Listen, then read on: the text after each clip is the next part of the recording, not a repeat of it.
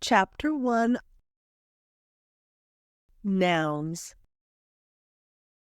Lesson 1. A little girl was sitting one day with a book in her hand, which she was studying with a woe-begotten countenance, when her mother came into the room. "Why, Mary," said her mother, "what is the matter? You look as if your book were not very entertaining."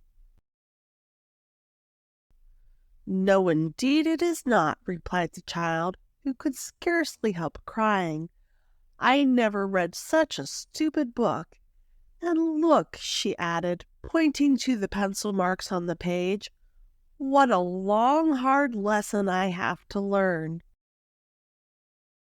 Miss Thompson says that now that I am 7 years old, I ought to begin to learn grammar. But I don't want to learn grammar. It is all nonsense. Only see what a number of hard words that I cannot understand." Her mother took up the book and observed that the lesson marked out for her to learn was not the beginning of grammar. "No, Mamma, the beginning is all about letters of the alphabet and spelling. But I am sure I know my letters, vowels, and consonants, too. And I can spell pretty well. So Miss Thompson said I might begin here." And she pointed out the place to her mother, who read as follows. "There is in the English language 9 sorts of words or parts of speech: article, noun, pronoun, adjective, verb, adverb, preposition, conjunction, and interjection." When she had finished, Mary said, "Well, Mamma, is not all that nonsense?" "No, my dear, but it is very difficult for you to understand. So you may skip over that. Let's see what follows." Mary seemed much pleased, and her mother continued reading. "An article is a word prefixed to nouns to point them out and show how far their signification extends." "Well, Mamma, that's as bad as the rest. And if it is not real nonsense, it is nonsense to me at least, for I cannot understand it. So pray let's skip over that too. Let us see if something easier comes next," said her mother, and she went on reading. "A noun is the name of anything that exists. It is therefore the name of any person, place, or thing." Now, Mary, I think you can understand that. What is your brother's name?" "Charles," replied Mary. "Well, then, Charles is a noun, because it is the name of a person. And am I a noun as well as Charles, Mamma?" "I is not your name," replied her mother.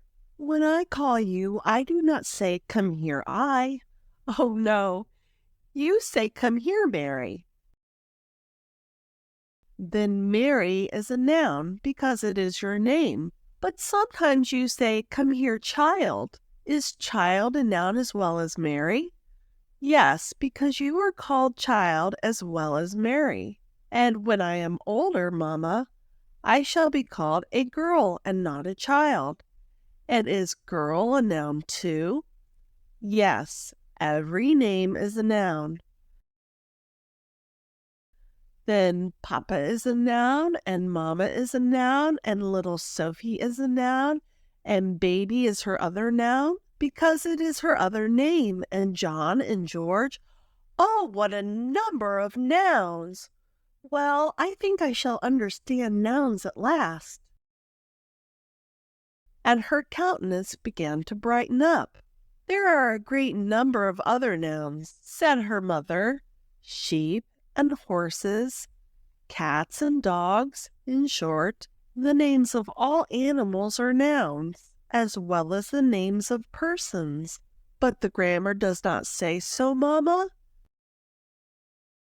"It is true," replied her mother, "that it does not mention animals, but when it says that a noun is the name of everything that exists, animals certainly exist, so they are included."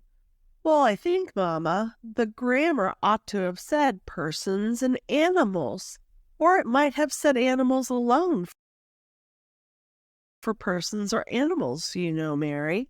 Oh, yes, I know that men, women, and children are all animals, and they are all nouns as well as geese and ducks, woodcocks and turkeys. Oh, and my pretty canary bird, too. And I suppose the names of ugly animals, such as rats and frogs and toads and spiders, are nouns also? Certainly, replied her mother. But look, Mary, the grammar says that the name of a place is also a noun. What place, Mamma? All places whatever. A town is a place that people live in. Yes, said Mary, so London and Hampstead and York are nouns. But a house is a place people live in too, Mamma. Therefore, house is a noun as well as town. What is this place we are now sitting in called, Mary? It is called a room. So room is a place to sit in, and stable a place to keep horses in, and dairy a place to keep milk and butter in. And they are all nouns. And cupboard is a noun, Mamma, because it is a place to keep sweetmeats in. Certainly, replied her mother. Then the house and the garden and the church and the fields are nouns. What great nouns! Exclaimed Mary. And are little places nouns? Certainly, this little box is a place to hold sugar plums. Therefore, box is a noun. And the keyhole of a door is a place to put a key in. So keyhole is a noun. And drawer is a noun? I am quite sure, Mamma, for it is a place I keep my toys in. But, Mamma, I think the keyhole of a lock and the box for sugar plums are more like things than places. They are both, but things that are made to hold something, such as a drawer and a box, may also be considered as places, especially if they are made for the purpose of keeping the things they hold in safety. Oh, yes, said Mary. Papa's desk is a place where he keeps his letters and bills so carefully. You know, Mamma, I am never allowed to touch anything in it. Then there is the tea chest, which is a place and a thing, too. It is a very pretty thing and a very safe place, for you know you always keep it locked. Oh, I began to like nouns. They make me think of so many pretty things. I'm glad to hear it, my dear, said her mother, but I think we have had enough of them today. You must not learn too much at once, or you will not be able to remember what you learn. We shall find enough to say on nouns for a second lesson. Continuation of Nouns, Lesson 2. The following day Mary came skipping into the room with her grammar in her hand. Well, my dear, said Mother, I'm glad to see that your face is not quite so long as it was at the beginning of your last lesson. Oh, no, Mamma, said Mary. It is quite a different thing now that you talk to me about my grammar and explain it so nicely. I do not promise you, Mary, that it will always be entertaining. We cannot learn without taking pains, but if you understand what is taught to you, the pains are not very painful, she said, smiling. Well, you have now learned that nouns are the names of persons and of places, but the grammar says that they are also names of things. Oh, yes, I understand that, without any pains at all, Mamma. Do pray let me tell you what things are nouns. I hope you do not mean to name them all, said her mother, for as you know that everything is a noun, you would never have finished. Oh, no, replied Mary, I cannot name everything in the whole world, only some of those I know best. Table is a noun, and chair, and stool, and my doll, and my toys, too. But, Mamma, she cried, suddenly interrupting herself, if everything is a noun, what can the other parts of speech be? Everything is a noun, my dear, but not every word. The words for and pretty, for instance, are not nouns. No, said Mary, for the words for and pretty are neither persons, places, nor things, so they cannot be nouns. Well, but, Mamma, if I were to teach Sophie grammar, I mean when she's a little older, do you know how I should set about it? No, indeed, I cannot guess, said her mother, laughing. But I should be very curious to know what new method you have discovered, after such a profound study of grammar as you have made. Nay, Mamma, do not laugh at me, said Mary, half vexed. Well, come, tell me what your method is. Why, then, I should tell Sophie that a noun is the name of everything, and then it would be done at once. For when she knew that everything was a noun, there would be nothing more to learn about it. Your method, said Mother, is the most simple and correct. But do you not think that if she had learnt it thus all at once, she might forget it all at once also? Do you not think that all we have said about nouns and dividing them into classes of persons, places, and things has helped to imprint them on your memory? So it has, Mamma. I should not have remembered half so well what a noun was if we had not talked of so many and found out whether they belonged to persons, places, or merely things.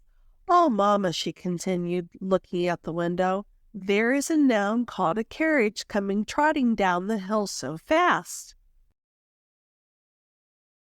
Does the carriage trot, my dear? Oh, no, I mean the horses. But you know they are nouns, too, as well as the carriage. Horses are nouns because they are the names of animals, and a carriage is a noun because it's the name of a place or of a thing, she said, interrupting herself. But it is certainly not the name of a person. But, said her mother, there are some persons in the place, perhaps? Yes, said Mary. A carriage is a place that holds people, not things like a box or drawers. I think I may have seen things in a carriage, Mary. And felt them, too. Very inconveniently when we go into the country, and it is full of packages. But what is there in this carriage? I cannot tell yet, Mamma. It is too far off. Oh, now I see a gentleman and a lady, and they are nouns because they are persons, but I cannot see inside to know whether there are any parcels. And do you hear the sound of the carriage wheels? Yes, that I do, she replied. It makes a fine noise coming trotting on at such a rate. Well, then, noise is a noun, for whatever you can hear, see, taste, smell, or feel is a noun, and you can hear a noise. Mary looked astonished. Then, Mamma, she said, nouns are not only things of all kinds, but other words besides, for noise and sound are not things, at least not common things that we can see and touch, such as chairs and tables. That is true, said her mother. They are of a different nature, but they are still things. Do you not say a loud noise is a very disagreeable thing? A sweet sound is a pleasant thing? These nouns are certainly rather more difficult for you to understand than those which you call common nouns. But you must take pains to remember that whatever we discern by any of our five senses is a noun. Our five senses, repeated Mary. Those are seeing, hearing, smelling, tasting, and feeling. And by what sense do you discern those nouns which you call common, such as tables and chairs? Why, we see tables and chairs, and we can touch them too if we please. So we know them by two senses, seeing and feeling, and we discern the sound of a noise by the sense of hearing. Then, said Mary, thunder is a noun because I can hear it, and lightning is a noun because I can see it, and you are a noun, Mama, over and over again, for first you are a person, then I can see you and feel you when I touch you, and hear you when you speak, but I cannot smell you. Her mother then took out a handkerchief, and Mary exclaimed, "Oh, I can smell you now, so sweet!" And she jumped up on her mother's lap to smell the perfumed handkerchief. "I hope you're not going to taste me, Mary," said Mother, drawing back and laughing. Her mother then told her that a noun was often called a noun substantive. "What is that?" inquired Mary. "Everything that exists," replied she, "is a substantive, but you will understand that better by and by." Their attention was then caught by a carriage stopping at the door. "Oh, Mamma!" cried Mary, "they are getting out. It is Uncle and Aunt Howard. I am so glad. And Uncle and Aunt are nouns. And I hope the little nouns are come too. You know what I mean, Mamma, Emily and Mary." "We must go and meet them," said her mother. Mary ran on first and arrived at the door just in time to receive them. Chapter 2 of Mary's Grammar. Pronouns. Lesson 3. "Well, Mary," said her mother the following day, "what difficult lesson of grammar have you to learn now?" "Oh, my grammar is not half so difficult as it was, Mamma," replied Mary. "Or as you thought it was, my dear." "Yes, but indeed it was very difficult till you explained it to me. But let me see what comes after nouns." And she read, "A pronoun is a word put instead of a noun, to avoid the too frequent repetition of the same word." "I do not understand that at all, Mamma." "I will tell you a story that will make you understand it." Mary's eyes brightened at the thought of a story, but her mamma told her it would consist of only a few phrases to explain the pronoun. There was a little boy, and the boy climbed the tree, for the boy wanted to gather some cherries. So the boy laid hold of the branches, but the boy was so busy gathering the cherries that the boy lost his hold. So the boy fell to the ground, and the boy was very much hurt. "What a number of boys you have said, Mamma," observed Mary, "and yet there was but one." "And is it not tiresome," said her mother, "to hear the same sound so often repeated?"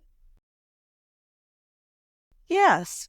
Why do you not say the boy climbed the tree, and he gathered cherries, and he fell down and hurt himself?" "So then you think it would be better to put he instead of boy, to avoid the too frequent repetition of the noun?" "Oh, yes, now I understand it.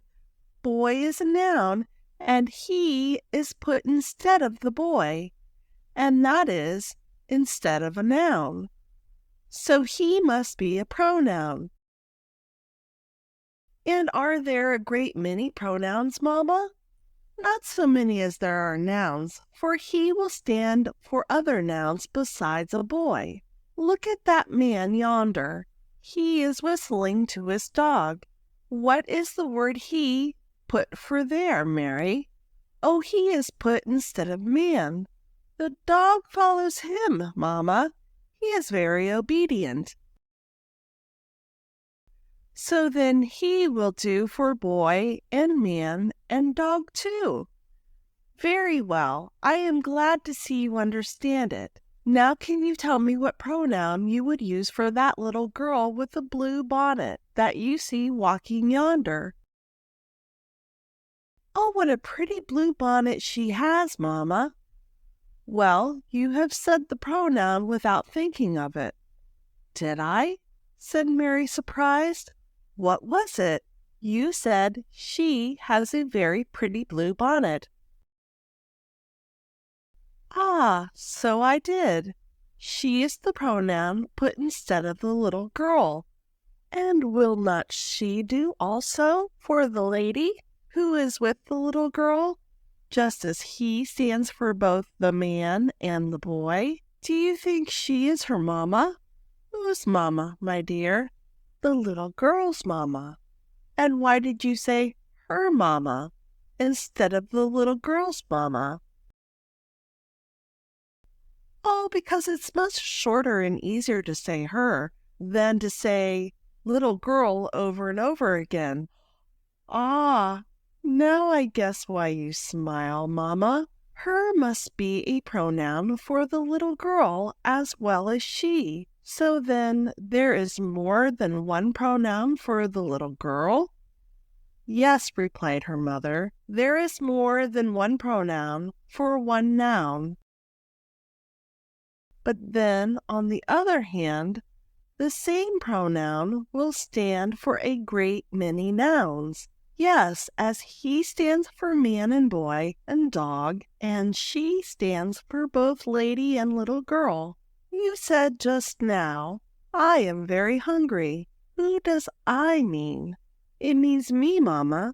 And who does me mean?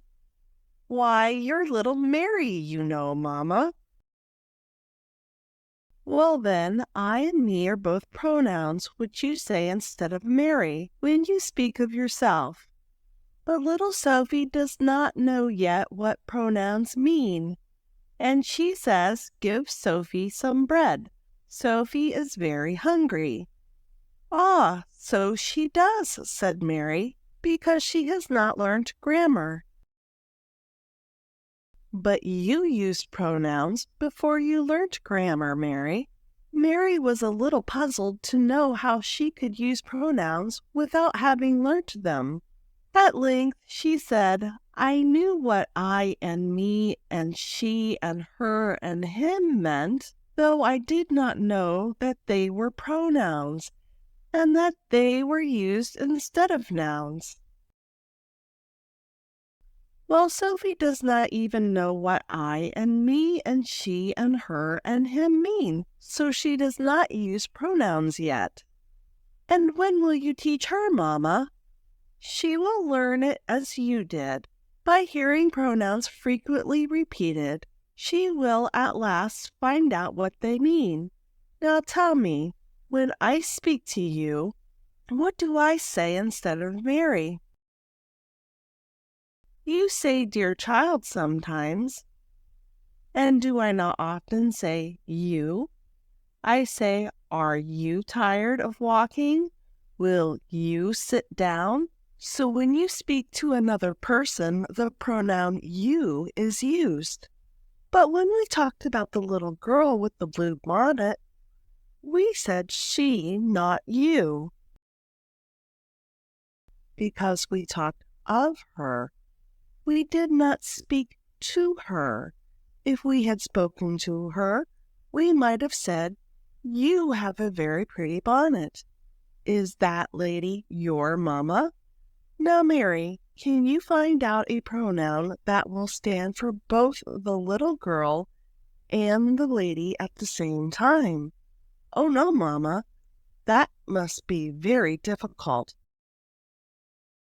For the lady is a great woman, and the little girl is quite a child. They are so different that I cannot conceive how the same pronoun can stand for them both. Them both, repeated her mother. Who do you mean by them? I mean the lady and the little girl. Oh, dear, them is a pronoun for them both, and I said it without knowing it. Look, Mary, they are just going out of sight. so we can see them no longer, and she laid an emphasis on they and them to show that those two words were pronouns.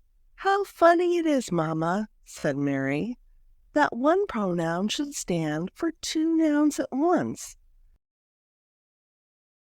Do let me try if I can find an example. Then, after thinking a few moments, she exclaimed with exultation, as if she had made a great discovery, "Look at those sheep, Mamma.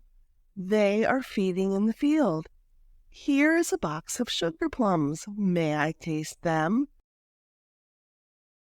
See, Mamma, what a number of nouns I have made the pronouns stand for. All the sheep and all of the sugar plums. But the sheep and the sugar plums make only two nouns, my dear.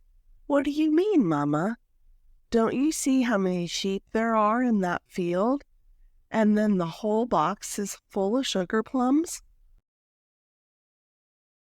All the sheep, replied her mother, are sheep, and sheep is one noun, or one name for those animals we see feeding. Then all of the sugar plums in the box is one noun also, and in the multiplication table, I believe, Mary, that twice one are two. Mary laughed, and her mother continued, "Now the lady and the little girl are two different sort of nouns." "Yes," said Mary, "they are not just alike as the sheep are and the sugar plums are. But cannot one pronoun stand for a great many different sorts of nouns?" "Certainly. Look at the nosegay I gathered this morning. There are roses, jasmine, pinks, carnations, and a variety of other flowers. They smell very sweet, and their colors are very bright." Her mother then gave her a piece of cake and told her she might go and play in the garden, as her lesson was now over. "How nice it is," said Mary, tasting the cake. Then she cried out, "Oh, Mamma, I have found out a pronoun all alone, not a pronoun that stands for a great many nouns, but only for one single noun, not for a person, nor a place, but a thing. You may guess it, Mamma." And she laid a slight stress upon the word it to help her mother to guess right. "It," replied her mother. Mary laughed and thought her mother was very clever to guess right so easily. She then ran on with a string of examples. "Here is my book. Shall I put it by? And where is my bonnet? I must put it on. And my tippet? I must fetch it." So it stands for everything that is not a person or an animal. "It is often used for animals also," said her mother, "especially for small ones. Look at that bird, how fast it flies, and that caterpillar, how slow it crawls." The Bee, a fable from Pignotti. The next morning when Mary brought her grammar, her mother said, "No, my dear, we shall not go on any further today. I will read you a little story, and you shall afterwards look out for all the nouns and pronouns in it. That is called parsing."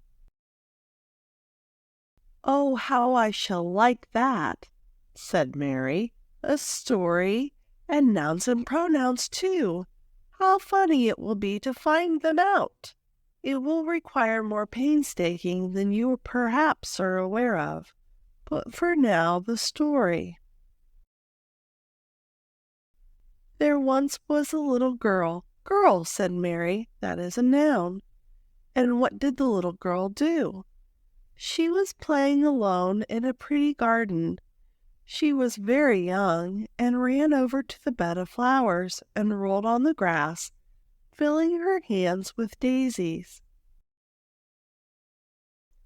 "What a number of nouns and pronouns, too," said Mary, half to herself. "But go on, Mamma. I will not interrupt you again." All at once, continued her mother, the little child, as she was lying on the grass, heard a buzzing noise over her head and looked up and saw a large yellow and purple bee. The sun shone upon its wings and made them shine bright as gold, and she thought it was the most beautiful insect she had ever seen. The bee whirled round and round her several times, as if at play, and every time it approached her, she stretched out her little hand to catch it. But it was all in vain, and at length the bee flew far away. The little girl got upon her feet as fast as she could and ran after the bee, which flew about above her reach until it was weary, and then it settled to rest on a beautiful full-blown rose. When the child saw it remained quiet, she went up to the rose bush as gently as possible, treading softly on tiptoe, and when she came within reach, she suddenly stretched out her hand and grasped hold of the bee and the rose together. The bee, angry at being thus disturbed, thrust out its sharp sting and pierced through the skin of the poor little hand that held it. The wounded child screamed with pain, and the mother, hearing her cries, ran to her assistance.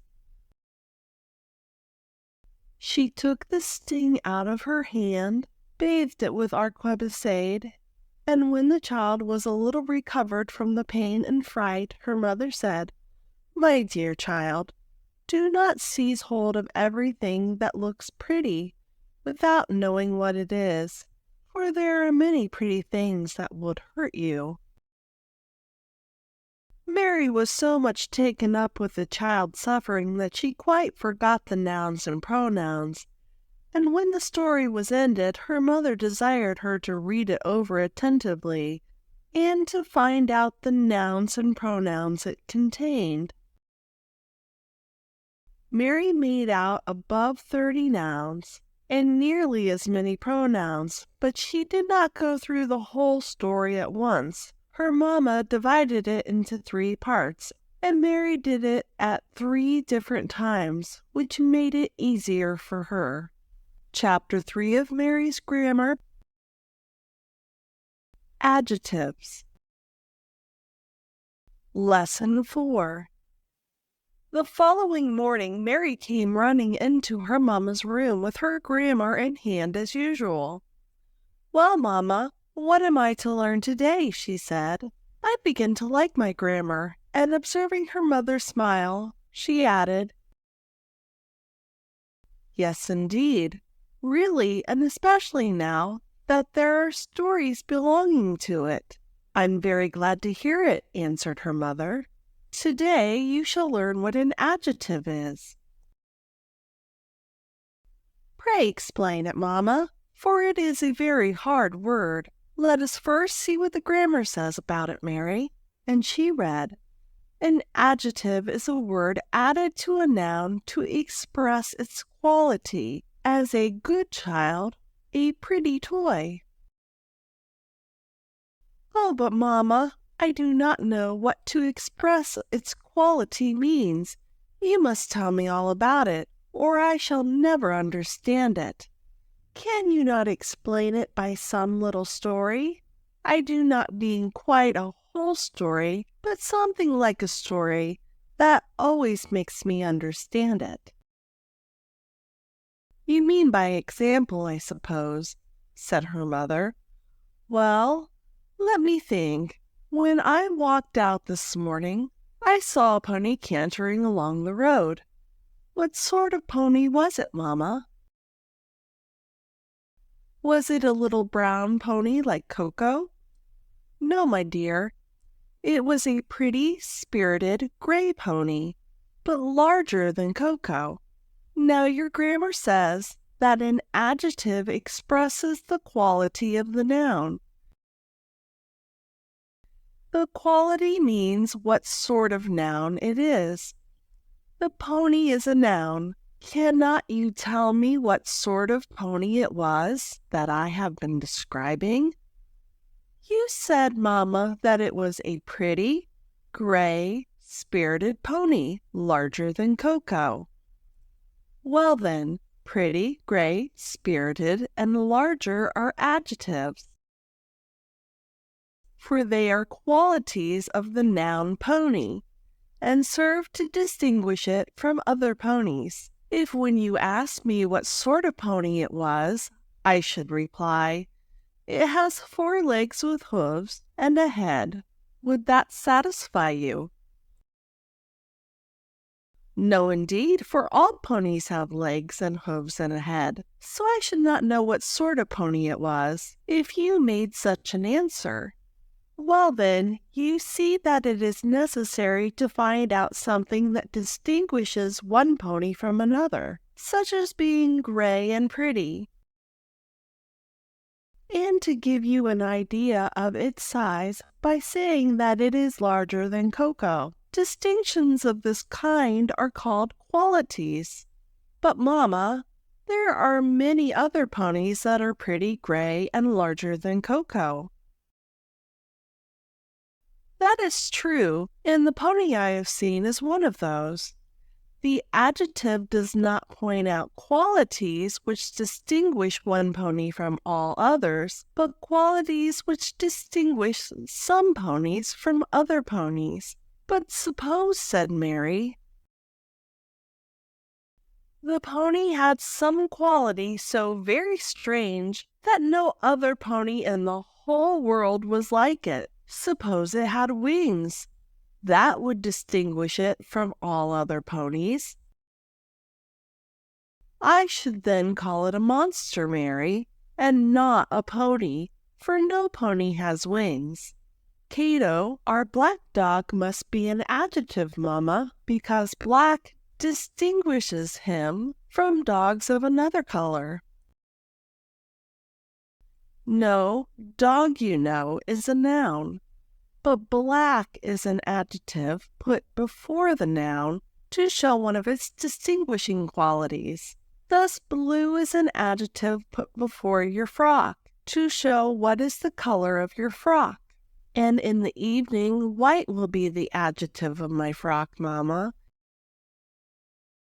because you know I wear a white frock in the afternoon. And are pink and yellow and all colors adjectives? Yes, and not only colors, but every word that shows any quality of the noun. For instance, you are a little girl. Oh, yes, said Mary. Little is an adjective because it shows what sort of girl I am, but I shall have another adjective when I am older. It will be a great girl. And I hope you may add a good girl, said her mamma. Then, for if you are attentive to your lessons, perhaps you may have the adjective clever joined with your name. Oh, Mamma, exclaimed Mary suddenly, look at that naughty kitten. She has been playing with my new ball of scarlet worsted and spoiling it. You have just said 3 adjectives, said her mother. Try if you can recollect them. Mary thought a little while she wound up the worsted which she had saved from the claws of the kitten, and then said, naughty kitten, new ball, and scarlet worsted. Well, Mamma, I do think everything is an adjective. You made the same observation upon nouns, Mary, and then you were right, for things are nouns, but there is not a single thing that is an adjective. True, said Mary. If it is a thing, it must be a noun, and the same word cannot be both a noun and an adjective, too. No, replied her mother. Kitten, ball, and worsted are nouns, and the adjectives naughty, new, and scarlet describe the qualities of those nouns. The lesson finished here, for Mamma declared that there was yet enough to say on adjectives to occupy them another morning. Lesson 5. The next morning Mary came running into the room holding a new box in her hand. "Look, Mamma," she said, "what a pretty box I'm going to give to Sophie." And she laid an emphasis on pretty to show that she understood it was an adjective. "It is indeed," said her mother, "but yet I think my work box is prettier." "Oh, to be sure, Mamma, but then the new box Aunt Howard gave me is the prettiest of all." "So then, Mary, one box is pretty, another is prettier, and the third is prettiest." "And are all of these pretties adjectives, Mamma?" "Yes, when you allow that my box is prettier than the box you hold, you compare the two boxes together, do not you?" "Certainly," replied Mary, "and when I say my new box is prettiest, I compare it with the other two boxes, though it is not here." Then you can easily understand why the adjectives pretty, prettier, and prettiest are called degrees of comparison. Oh, yes, because the three boxes are compared one with the other. "Look at this large book, Mamma," said Mary, taking up one from the table. "But there is another still larger. I can hardly lift it, it is so heavy. Now I must look over all the books to find the largest, and then I shall have the 3 degrees of comparison. Now let me compare something that is little. Here is a little key on your bunch of keys, Mamma. I do not think it's a very small one, my dear." "No, but then you know I want to find a littler and littlest to show the degrees of comparison." "But Mary, in this case, you should not say littler and littlest, but less and least." "Ah, so I should," said Mary. "I thought littler and littlest did not sound right." In general, if you add the syllable to the adjective, it gives you the term of comparison. As tall, taller, small, smaller. And when you add the syllable est, it gives you the other degree of comparison, as tall, tallest, small, smallest. But there are many exceptions to this rule. "Yes," replied Mary, "for I could not say little, littler, littlest for the keys, but I might have said small, smaller, smallest. Suppose I were to say, 'You are a good child, Mary.' What are the terms of comparison for good?" "I do not know, for you cannot say gooder and goodest, I am sure." "No," replied her mother, "but think a little, and you will find them out." Mary was puzzled. At last she thought of some good cake she had eaten the evening before, when she had been to play with her cousins, and then some cake she had eaten at home, which she liked still better. And then she exclaimed, "Oh, now I have found it out.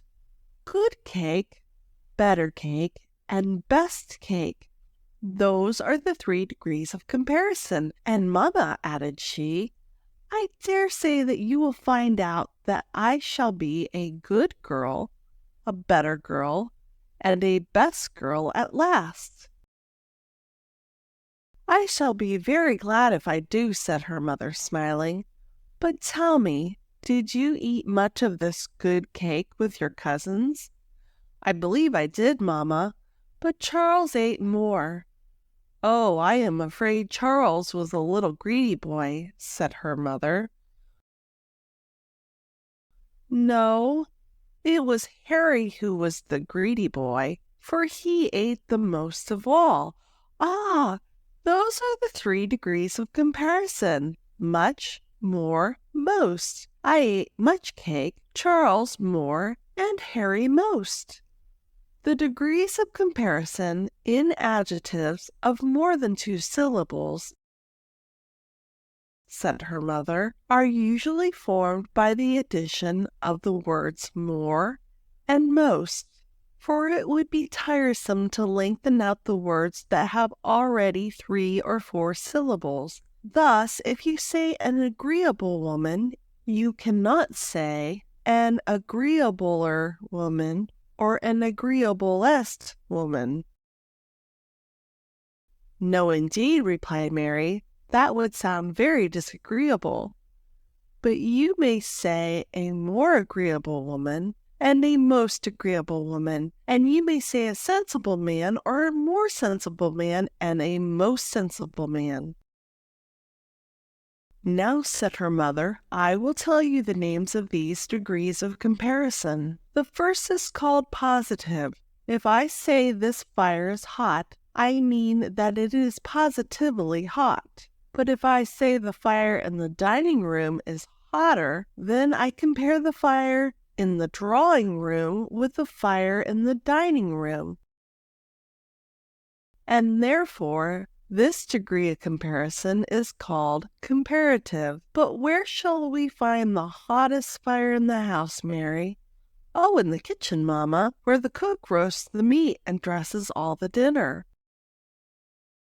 Well then, the kitchen fire is hottest, and hottest is called the superlative degree, which means that it is above the others.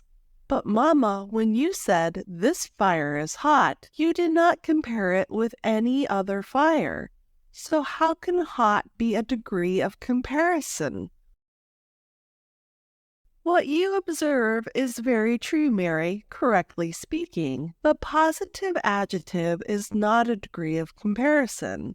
I will now write down a few of these terms of comparison, and she wrote as follows.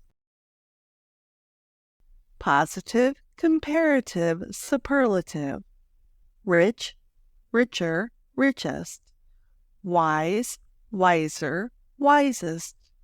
Large, larger, largest. Nice, nicer, nicest.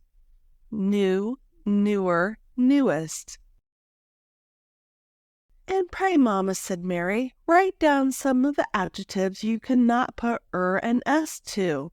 You know what I mean. You mean, replied her mother, when it is necessary to change the word in order to express the degree of comparison.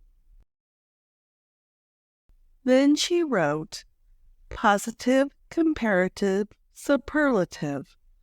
Good, better, best. Bad, worse, worst. Little, less, least. Much, more, most. And there the lesson ended. End of Chapter 3. Chapter 4 of Mary's Grammar. Articles. Lesson 6. At the next lesson of grammar, Mary's mother told her that there were only 2 more words to be learned which relate to nouns, and these were the articles a and the. They're what the parts of speech begin with in grammar, said Mary. Here they are, she added, opening the book and reading. An article is a word prefixed to nouns to point them out and to show how far their signification extends, as a house, an orange, a man. And you may recollect, Mary, that you begged to skip the articles over, to which I consented, as I thought them too difficult for you to begin with. But now that you have learnt 3 of the other parts of speech, I think you will easily understand what an article means. I will try, Mamma, if you will explain it. But a is not a word. It is only a single letter. That is no reason why it should not sometimes make a word of itself. The pronoun I is only a single letter, but that letter makes an entire word. True, said Mary. I never considered that I was only one letter. I suppose because it is a great letter.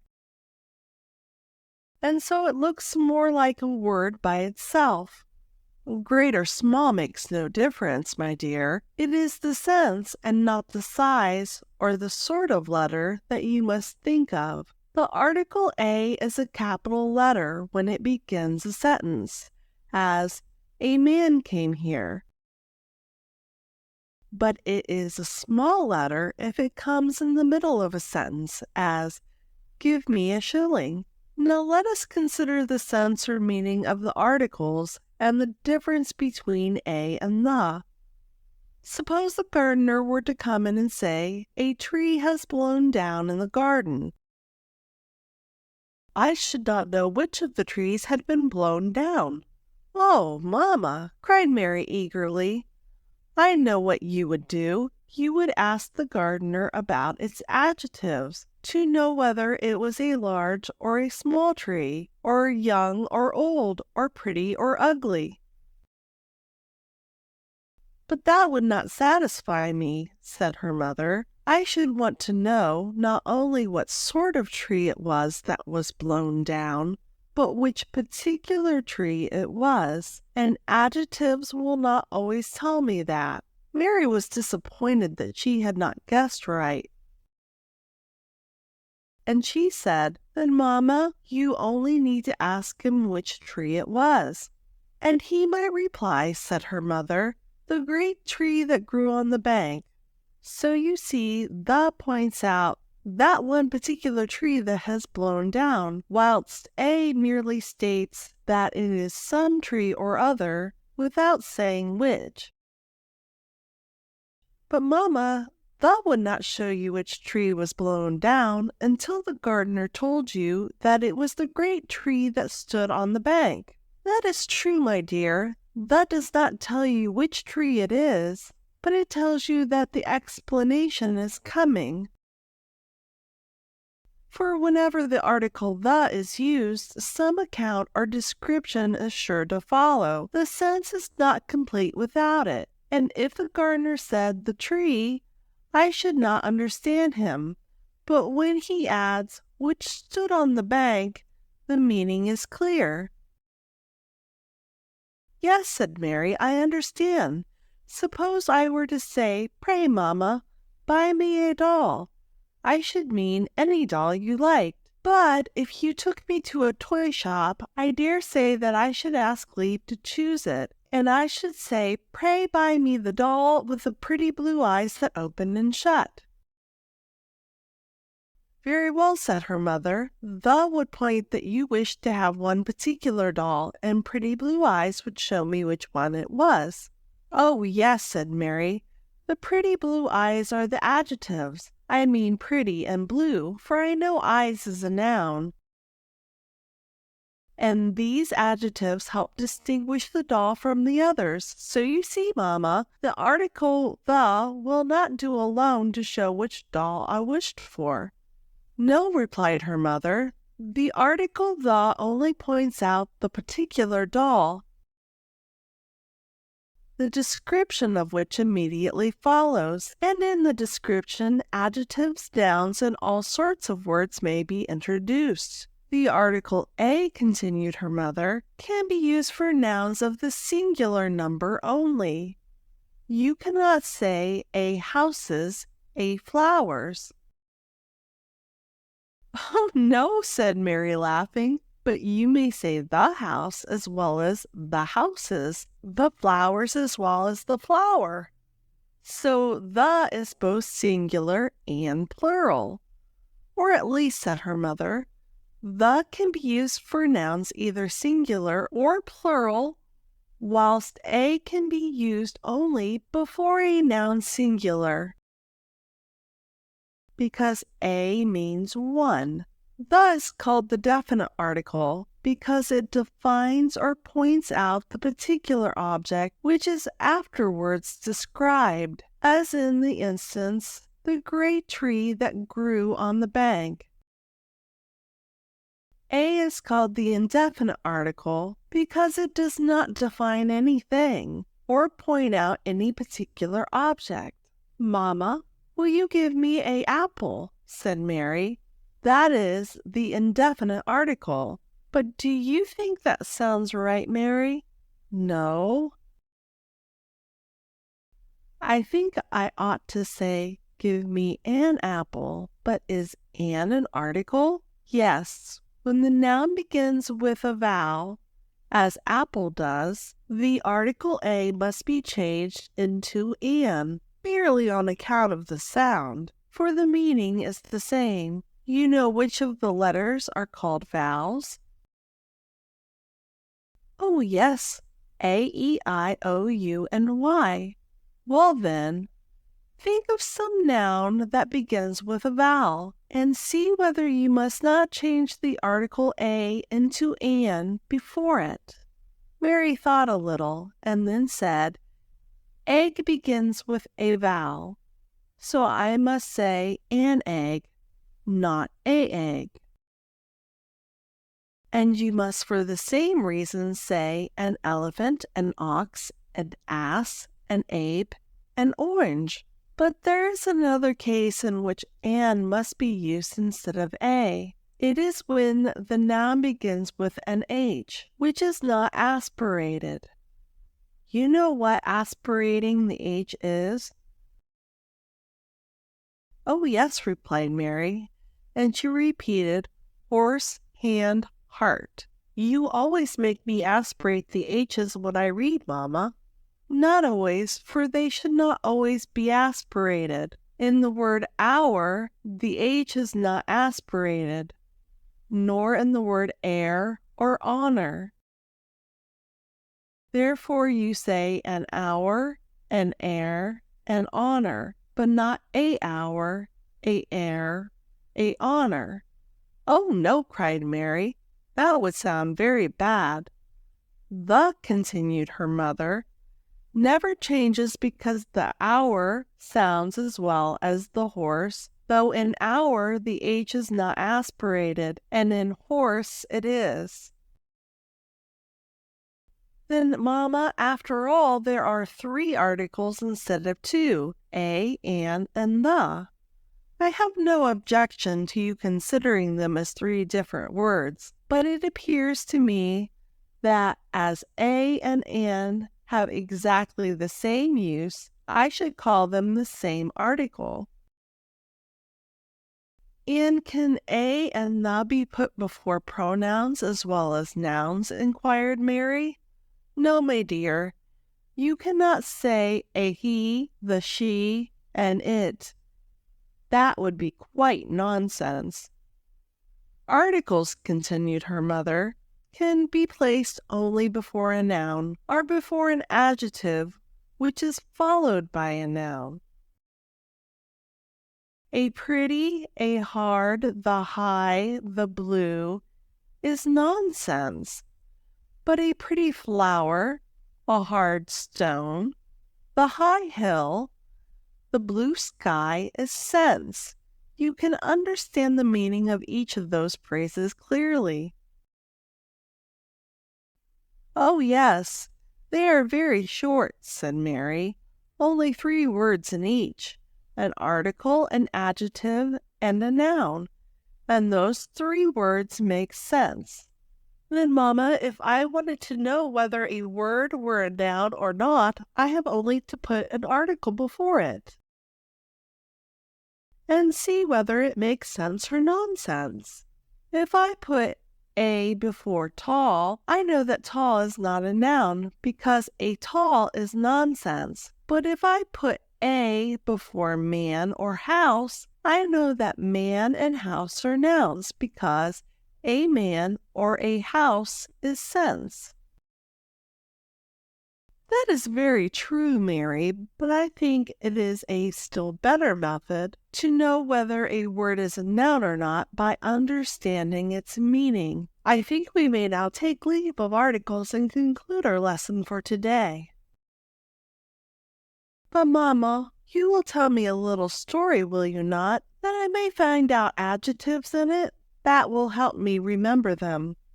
"Very well," replied her mother, "but then you must find out not only the articles, but the nouns, pronouns, and adjectives also."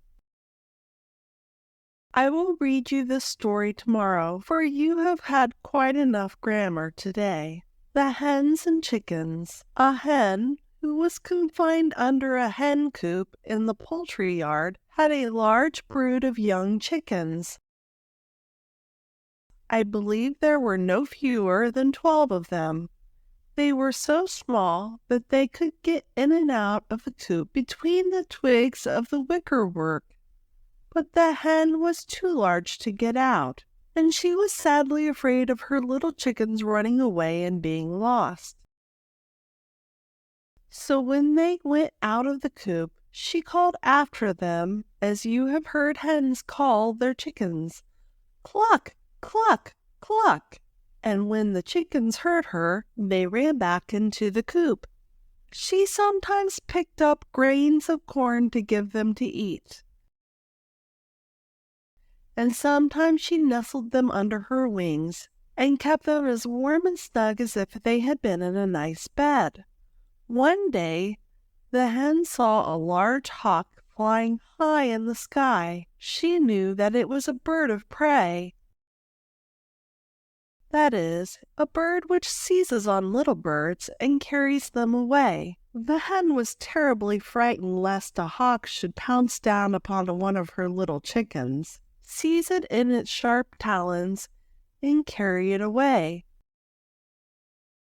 So she kept calling out, "Cluck, cluck, cluck," as loud as she could, and the chickens came running into the coop, one after the other, as fast as their little legs could carry them. They all got safe in and hid themselves under her wings, except one little chicken, which had strayed so far from the coop that it could not hear the hen call it. It had been playing about with some ducklings, and when the mother duck called her young ones, the little chicken went with them to see what they were going to do. The great duck was not kept under the coop like the hen, but she waddled about wherever she chose, and the little ducklings followed her. She led them to a pretty little round pond in the poultry yard, and when she got to the edge of the water, she stepped in and began to swim. Then the little ones all followed her into the pond, and the poor chicken was quite frightened, for she thought they would be drowned. But to her great surprise, they began paddling about in the water with their webbed feet and could swim almost as well as their mother. Then the little chicken thought that it must be very easy to swim, and it looked as if it were very pleasant, so she resolved to follow her little playfellows, and into the pond she went. She tried to move her legs as she saw the ducklings do, but it was all in vain. She could not swim. And when she found herself sinking in the water, she fluttered her wings, but that would not do either. She could not fly. Then she struggled to reach the edge of the pond, but her feet no longer felt the ground, and she was very near being drowned. Helen, a little girl who lived at the farmhouse to which the poultry belonged, took great pleasure in going every morning after breakfast to feed the poultry with the crumbs of bread she had gathered from the breakfast table. She went first to the hen coop to see the brood of young chickens, who were just then her favorites, and seeing the hen appeared much ruffled, and the chickens crouched closely under her wings, she inquired of Betty, the dairymaid, what was the matter.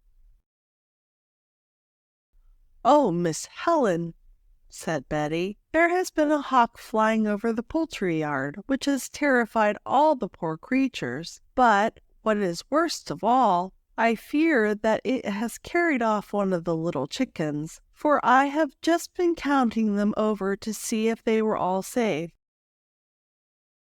and I can find only 11. The tears rushed into poor little Helen's eyes, but her mamma, who was with her, said, "Let us search everywhere to see whether we cannot find it, Helen. That would be much better than crying." So they hunted all through the hen house, and under some faggots of wood, and a litter of straw, in short, all over the poultry yard, till at last they came to the pond. "It is no use looking there," said Helen, "for chickens cannot swim." However, as her mamma went on, Helen followed, and when they were close to the water's edge, what should they see but the poor little chicken, whose strength was almost exhausted, still faintly struggling to get out. "Oh, there it is, indeed, mamma!" cried Helen, gasping for breath between delight and fear.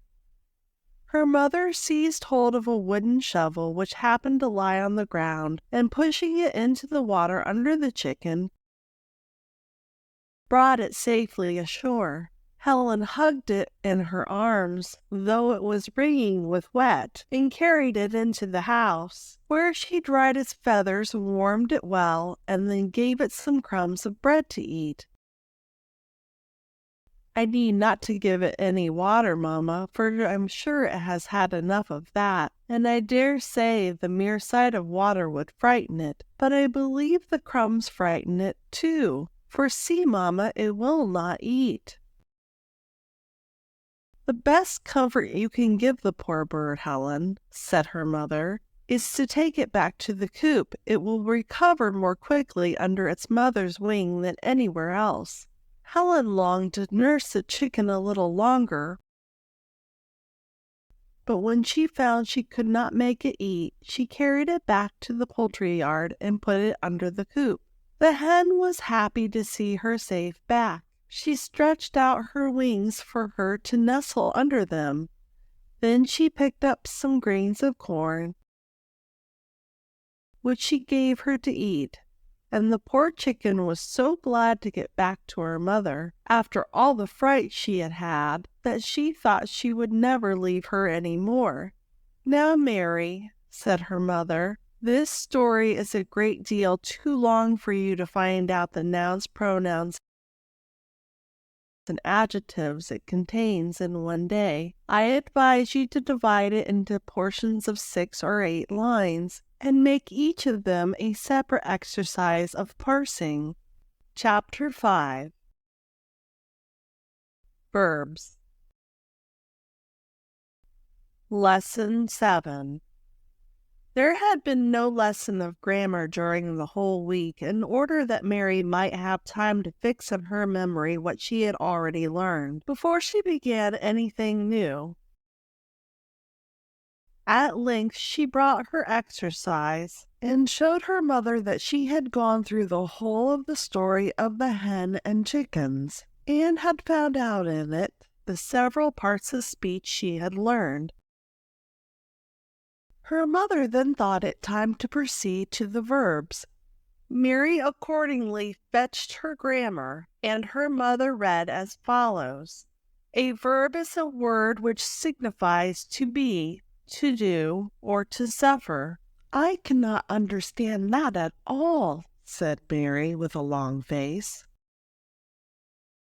"You will like the verbs that do something best," said her mother, "so we will begin with them. Come here, Mary." And as Mary approached, she added, "Well, what are you doing now?" "I am going to you, mamma, as you desired me." "Then going is a verb, and how do you go?" "You see, mamma," said Mary, smiling, "I am walking." "And is walking a verb too?" "Yes, certainly." Then Mary began to run. "Now I am doing another verb," she said. "Run must be a verb also." And presently she ran out of the room. Her mother wondered what she had gone for, but she soon heard her coming back with her skipping rope. And when she came in, she skipped very lightly around the room, looking all the while at her mamma and smiling, as much as to say, "You see, I know that skipping is a verb too." When she reached the door, off she went again, but soon returned with her hoop, which she trundled around the table. "Very well, Mary. I see that you understand that to skip and to trundle are verbs. But if you run away every time you find out a new verb, we shall not get on much. So now sit down on that chair." Mary seated herself, and her mother asked her what she was doing then. "Nothing at all, Mamma. I am sure I cannot be doing a verb now, for I am sitting quite still." "But there are some still, quiet verbs, Mary, as well as busy active ones. When you sit down, you do something, for you sit. Besides, you were speaking to me, and speak is a verb also." Mary began laughing. "Oh, what a number of verbs there are," she said. "To laugh is another verb," said her mother, "and sometimes a very noisy one." "So then you may do a verb," said Mary, "without moving about, if to sit and to speak and to laugh are verbs."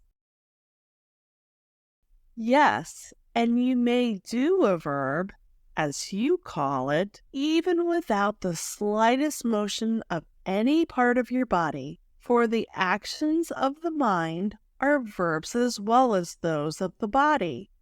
So, to think, to hope, to fear, to wish are verbs, as well as to ride, to walk, to eat, and to drink." "While I was working this morning, Mamma, I was wishing that my cousins might come today, and hoping that they would, and thinking all about it. But it seemed to me that I did not do anything but work."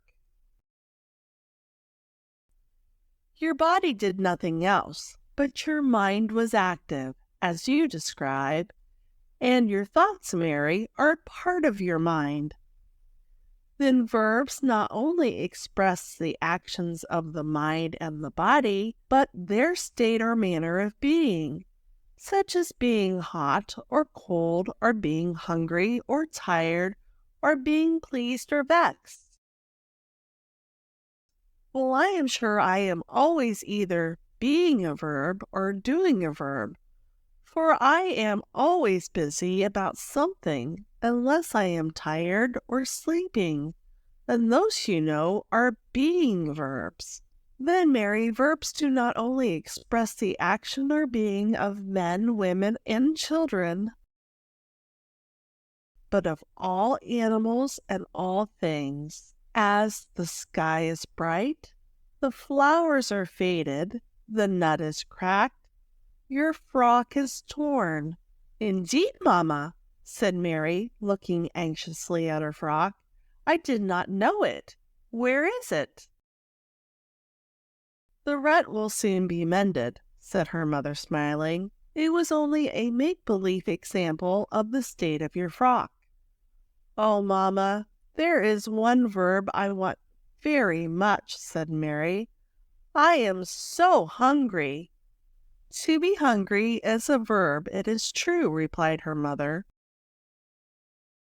"But to want to be hungry is not very pleasant, in my opinion."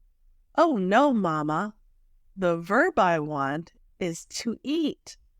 I rather think that you would like a noun substantive to eat," said her mother, giving her a slice of cake.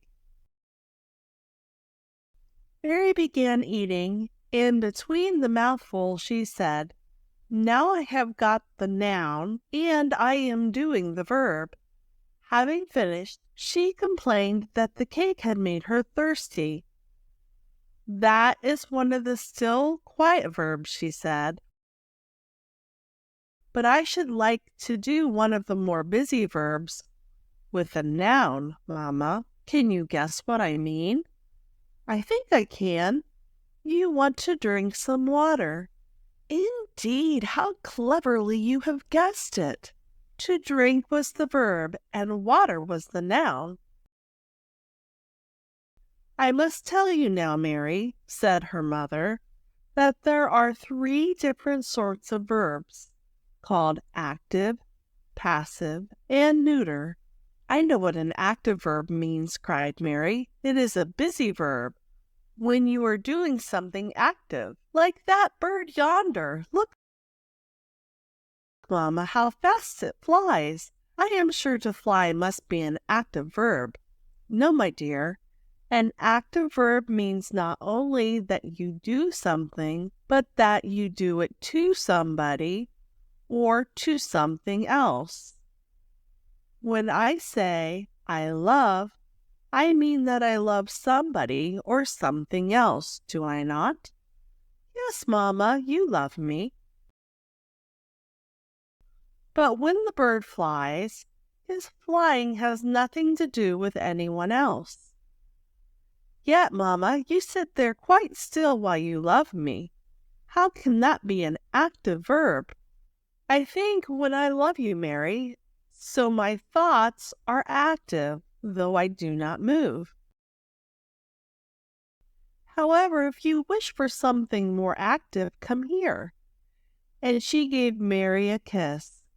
To kiss is an active verb, because you must kiss some person or thing. Now, Mary, if you are not satisfied, added she, laughing, I can strike you, and you will think that active enough. And she gave Mary several little taps. Oh, yes, I understand it, Mamma. Though the bird moved so fast when it flew along, it did not meddle with anybody or anything in flying. So to fly is not an active verb. Now can you tell me, said her mother, when Willie flies his kite, is it a verb active or not? Mary was puzzled. She pondered a little and then suddenly exclaimed, Oh, a verb active! To be sure, because he does not fly like a bird, but he flies his kite, and that, you know, is making something else fly. So to fly a kite must be an active verb, though to fly is not. Her mother now told her that she had learnt enough of verbs for one lesson, and that they would go on with them at the next. Continuation of Verbs, Lesson 8. When Mary came with her grammar the following morning, her mother told her that the next sort of verb was called a passive verb, which means, she said, that instead of doing anything yourself, something is done to you. If you say, I am beaten, it means that someone beats you, while you remain passive. Indeed, Mamma, cried Mary, I should not remain passive if I were beaten. I should run away as fast as I could.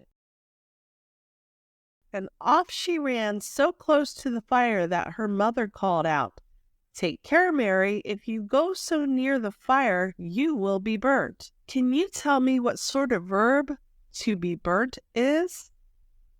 That would be something done to me, Mamma, for I am sure I should not do it myself. It hurts so.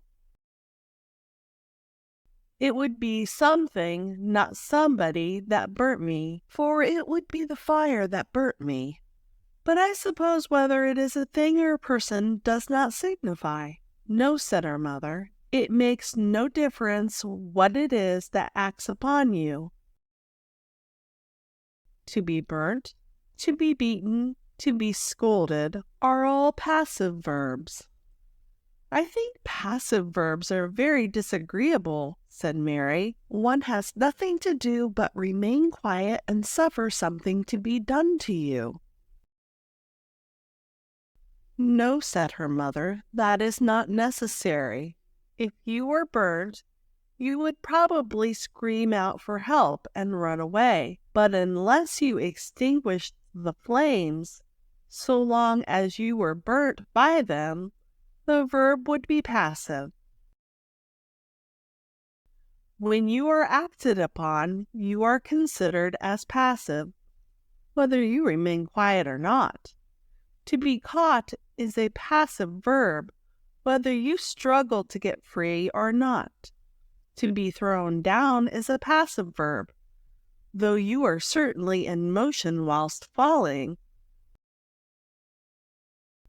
But you are put in motion by some person or thing acting upon you and making you fall. Oh, yes, said Mary, but if I throw myself down, it is an active, not passive verb. Yes, because you are, in that case, both the person who acts and the object acted upon. But all passive verbs, Mary, are not disagreeable. What do you think about the verb to be loved?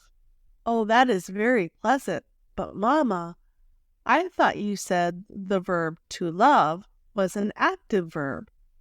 To love is an active verb, replied her mother, because you love another person. Therefore, you act upon another person. But to be loved is when another person acts upon you. You may say, I am loved by Sophie. Well, then, I should love Sophie in return. In that case, said her mother, you would return to the active verb to love. In the passive verb, you cannot act, nor even move, unless you are moved like a log or some other inanimate being, as when you are thrown down, or you may be pulled or pushed or driven or drawn. But the instant you move of your own accord, the verb is no longer passive. To be admired, to be praised, to be caressed are also agreeable passive verbs. Yet I like the active verbs the best, Mamma, because I have something to do myself. Then, said her mother, you will like the third kind of verb, which is called the neuter verb, for there you not only do something yourself, but you do it by yourself without acting on anything else. What, like the bird that flew, Mamma? Exactly. To fly is a neuter verb, and so is to walk and to run. Let me think of some neuter verbs, Mamma. To cough, to sneeze, to sit, to stand, to sleep must all be neuter verbs. For when I do those verbs, I do not meddle with anybody or anything else. True, said her mother.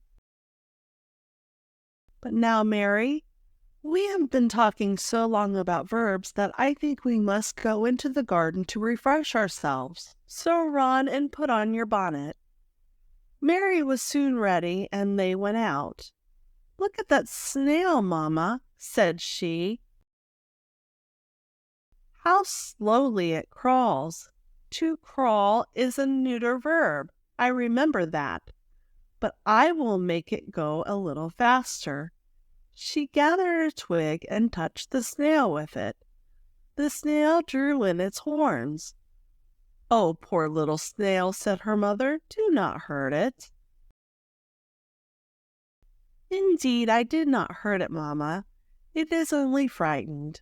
To be frightened is a passive verb, for the snail is passive while I frighten it. But, she added, if I say I frightened the snail, that must be an active verb. True, because you act upon the snail. To frighten is an active verb, because you must frighten someone. But to be frightened is a passive verb, because the frightened creature is passive. Yes, but Mamma, the snail, when it was frightened, drew in its horns. Then it became active, for to draw in your horns is an active verb. Then, Mamma, the snail is both active and passive at the same time, for I am sure it is frightened when it draws in its horns. It is active, replied her mother, in the verb to draw in its horns, and passive in the verb to be frightened. Mary's attention was soon called off by the sight of a man beating a dog. "Oh, Mamma," she exclaimed, "look at that naughty man. I am sure to beat is an active verb. See how his arm moves, and what blows he gives the poor dog, who stands quite passive. I wish, Mamma," continued she, "that when we go in you would write down some active and some passive and some neuter verbs, as you did the degrees of comparison of the adjectives." And when they returned to the house, her mother took a pen and wrote as follows: active, passive, neuter. To love, to be loved, to dance. To hate, to be hated, to rise. To lay, to be laid, to lie. To send, to be sent, to sit. To tease, to be teased, to stir. To bid, to be bidden, to run. To tell, to be told, to leap. "Why, Mamma," cried Mary, "the active and the passive verbs in this list are all the same. I do not mean the same verbs, but the same things." "That is generally the case," said her mother. "Reflect a little, and you will find it so. If you love, there must be some object to be loved. You may love Sophie, or you may love strawberries, or you may love pictures. The active verb, you know, means that there is some object to be acted upon. Sophie, strawberries, and pictures are the objects you act upon, while they, being loved, form the passive verb." "Oh, yes, to be sure," said Mary. "I did not think of that. If I tease somebody, there must be somebody to be teased. You, Mary, who tease, are the active person, and called the agent of the verb, and the person who is teased, the object of the verb. Try to remember those distinctions. There is a great deal more to be learnt about verbs, my dear, but I think you have had enough of them for the present." "Oh, but a little story at the end, Mamma. You will not forget that. Now I shall have 5 sorts of words to look out for: nouns, pronouns, adjectives, articles, and verbs." "Very well, Mary. I will write you a story for tomorrow." The Fisherman. A fisherman and his wife, who were very poor, lived in a little hut by the side of a river. They had 2 children, Jack, a stout lad, 11 years old, and Jenny, who was only 8. The fisherman had a boat in which he and his son used to go to the river to lay their nets. When they caught plenty of fish, they were very glad, because they took them to the next market town and sold them. For several days the fisherman had caught but very few fish, and when he had but few fish to sell, he could get but little money to buy food.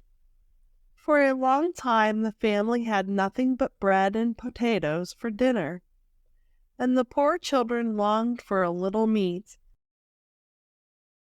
and some milk for their bread at breakfast. One day the fisherman, in drawing up his nets, felt that they were very heavy. "Well, we have caught a fish or 2 at last," he said. "Come, Jack, lend us a hand to heave in the nets." This was soon done, when, to the surprise of both father and son, Only 3 fish were found in them.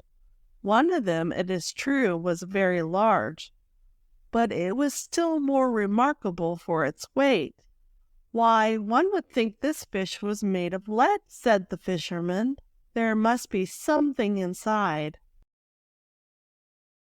When the fish was dead, he ripped it open, and what should he find instead of lead but an old purse full of gold?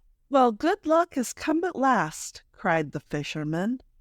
"This money is just in time to pay my quarter's rent, but here's enough to last for years, and I promise you a new suit of clothes, Jack.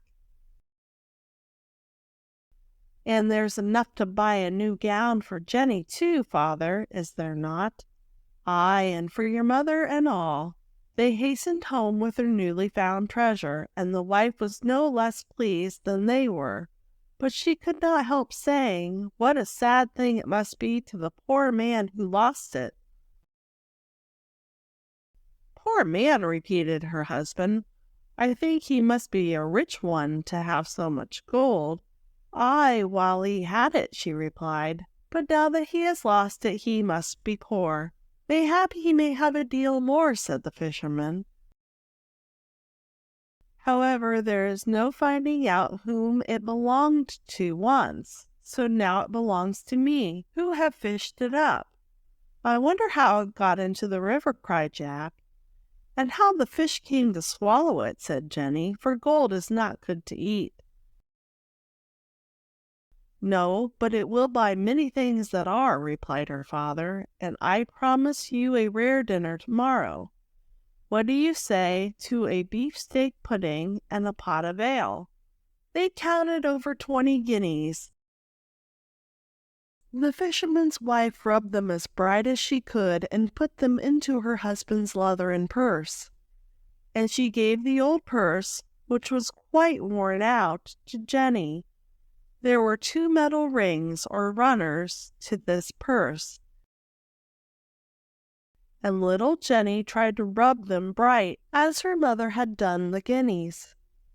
When the dirt and rust were rubbed off, she saw that there were letters engraved on the runners, and she took them to her brother, who could read a little. He examined the letters a long time, and at last made out these words: "Mr. Colin, Heath Lodge." "Good heavens!" exclaimed the mother. "This purse belongs to Mr. Colin, and we must restore it," she added with a heavy sigh. "But father found it," said Jack, "and if he had not fished it up, Mr. Colin could never have had it." "That don't signify," replied her mother. "Whatever is found must be restored to the owner if you can find out who he is." The fisherman agreed with his wife. They regretted very much all the good things they had intended to buy with the gold, but it was settled that the next morning, while the fisherman went to draw his nets, Jack and Jenny should carry the gold to Heath Lodge, which was about 2 miles off. The next morning away they trudged, and as they went they talked of the number of things they could have bought with so much gold. "If father had kept but one of the guineas, it would have bought us new clothes, and one good dinner at least," said Jenny. "And I think that would have been but fair, as he found the purse."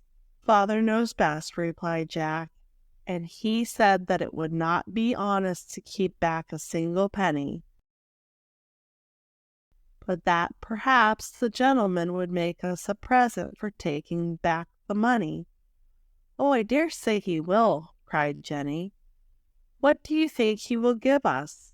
"Indeed, I can't tell," said the lad. "But mind you don't ask for anything. Look, yonder's the house. Now take care to behave yourself, Jenny, and make a low curtsy as soon as you see the gentleman." When they were shown into Mr. Collins's room, Jenny dropped one of her best curtsies. Jack took off his hat, scraped his foot, and then holding out the purse. "There's your purse, sir," said he. "Father found it inside of a fish." Mr. Cullen was astonished at the sight of his purse. "It is no less than 2 years," he said, "since I lost it. It dropped into the river one day when I was rowing, and I never expected to see it again. The purse is spoiled, it is true, but there is every guinea in it safe." "The runners are not spoiled," said Jenny, "for I rubbed them bright, and so Jack read your name." "You are very good children," said Mr. Cullen, "and I thank you for restoring my purse." Jack made his bow and was going away. But Jenny was so much disappointed that Mr. Cullen had made them no present that she burst into tears. "What's the matter, my dear?" said Mr. Cullen. "Oh, nothing at all, sir," cried Jack. "Come, Jenny, don't be so silly. She is only crying about the new gown father had promised her, and the beefsteak pudding and ale for dinner." "Aye, and father can't pay his rent neither," sobbed Jenny, willing to defend herself from being thought guilty of selfishness. "And why not?" inquired Mr. Cullen. "Oh, sir, because he is so poor. When he found this purse, he thought the money was all his own, till I rubbed the runners bright, and Jack read your name upon them, and then he said it would be dishonest to keep it." "That is very true," said Mr. Cullen. "You did quite right to bring back the purse. Tell your father that I shall go and see him tomorrow morning, to thank him for restoring the money." Jack again made his bow, and Jenny dropped her curtsy with as good a grace as she could, when Mr. Cullen chucked her under the chin, and smiling archly said, "Beefsteak pudding, was it, lassie? Would not beefsteak pie do as well?" Jenny could not understand what he meant, but thinking his joke rather ill-timed, replied pettishly, "We shan't have either, sir." They then trudged home in sober sadness. The following morning Mr. Cullen did not fail to keep his promise of calling at the cottage of the fisherman, and after thanking him for his purse, inquired particularly into his circumstances and in what way he might be of service to him. He learnt that the ill success of fishing, which had brought the fisherman into distress, proceeded in great measure from the badness of his nets. He declared he spent all his spare time in mending them, but they were so completely worn out that it was almost labor lost. Mr. Cullen then asked the dame what it was she was in most need of. She thanked his honor, and said she had a fine large pig, which would serve them for bacon throughout the winter, if she could buy meal to fatten and salt to cure it, but she had not money for either. Mr. Cullen then turned to the children, and inquired whether they went to school. "No," said the fisherman, "though they have a mighty desire to go, for some of their playmates go to the school, but I have not the means to send them, for it would be as good as cheating my landlord to pay for my children's schooling whilst I cannot pay my rent." "Well, do not let that disturb you, my good friend," said Mr. Cullen. "You owe your landlord nothing." The fisherman stared, when Mr. Cullen continued, "I learnt from little Jenny there that you were at a loss for your rent, and I sent and paid it this morning. You are rent-free to this time 12-month. Then, if your children will attend school diligently, I will pay their schooling. What say you?" said he, addressing himself to them.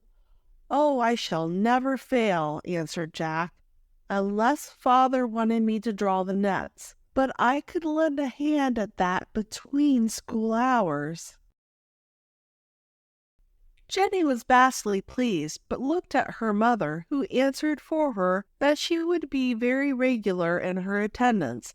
"For," she added, "though it may give me somewhat more to do at home, I am sure in the end it will answer better for myself as well as the girl that she should be a bit of a scholar. No one knows but those who can't read and write what a thing it is to have a child that can.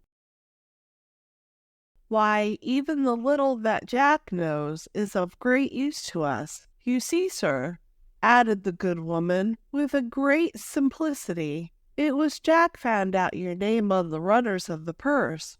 Then, sir, it is a mighty savings to have one's clothes mended neat and strong. We can botch them up after a manner, but the girls at the sewing school would be ashamed of such work. Why, they would set you in a patch that you shan't be able to find out." Mr. Cullen then took leave, and said that they should hear from him again the next day.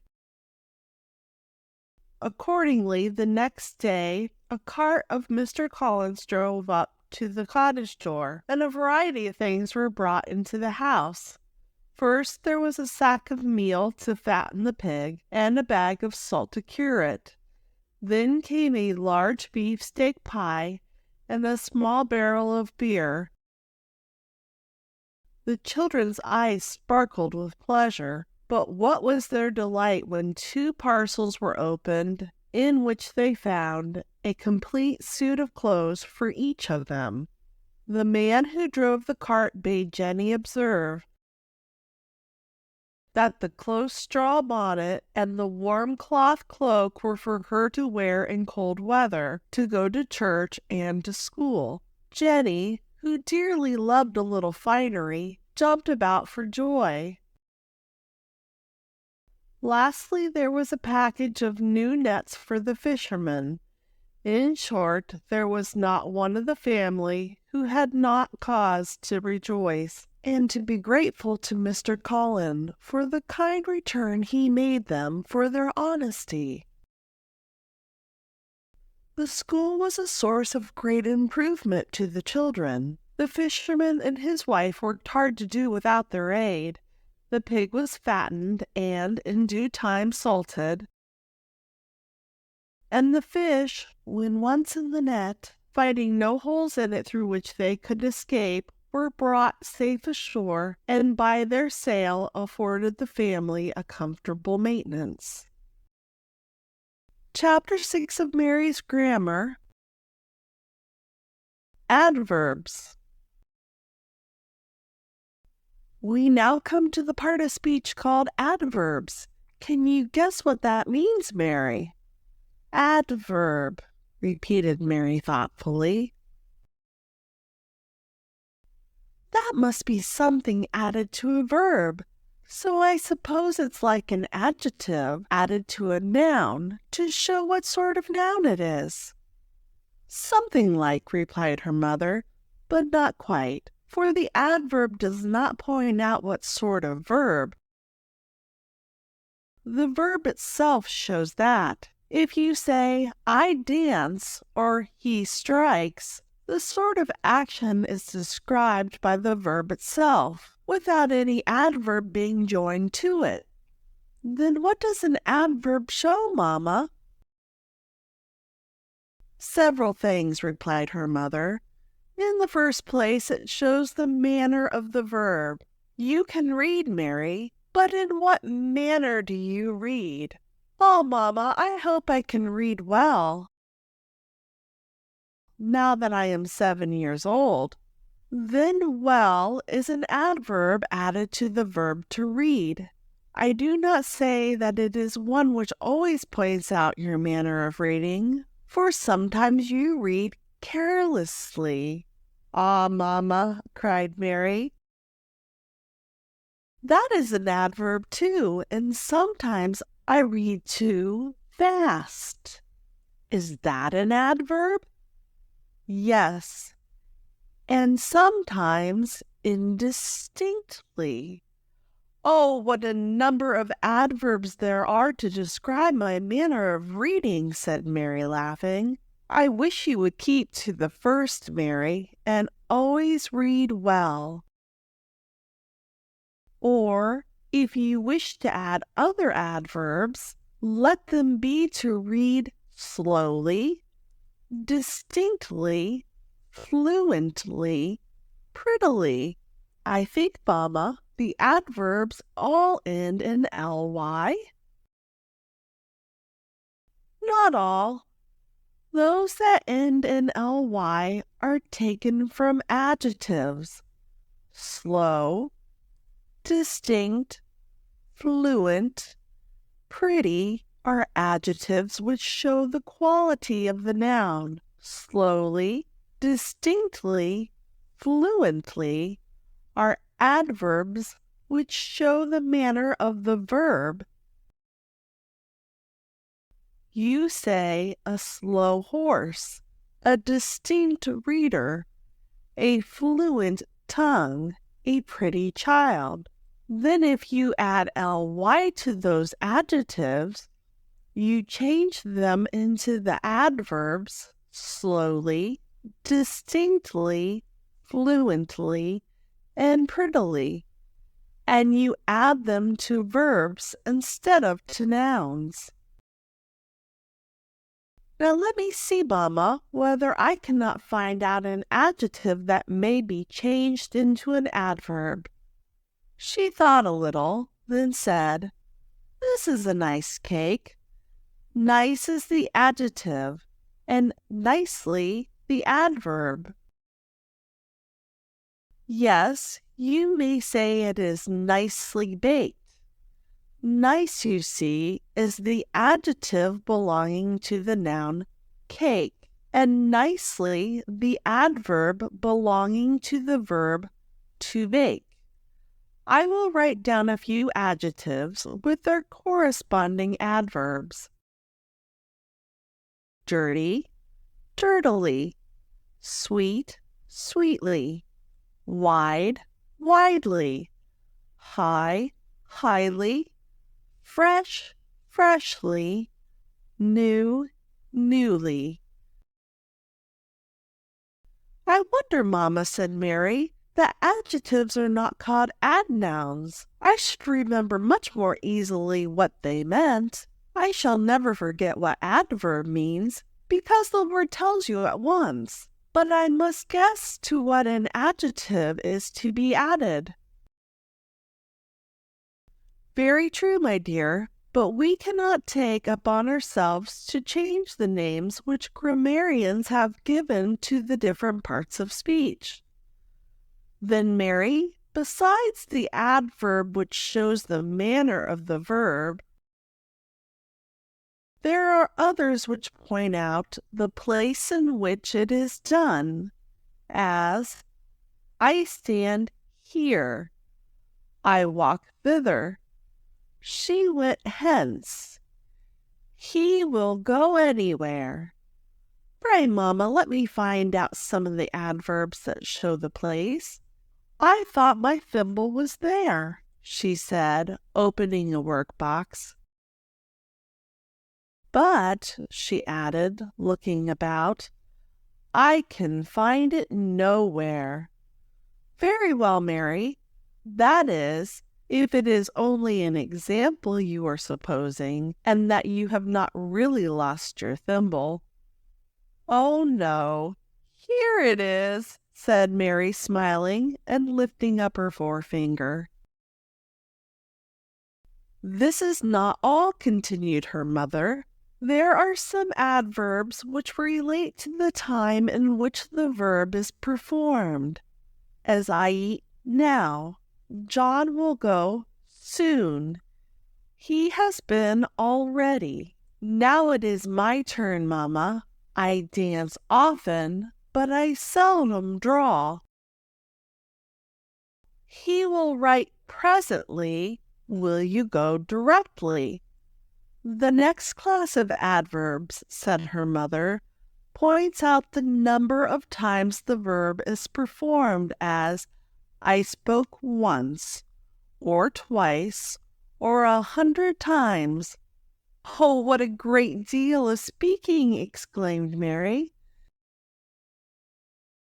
And are 1, 2, 3, 4, and all the numbers adverbs? No, because they do not relate to the verb, but to the noun. You say 1 apple, 2 houses, 10 men, and so on. Then the numbers are adjectives? Said Mary. Yes, they do not, it is true, exactly show the quality of the noun, but they point out its number.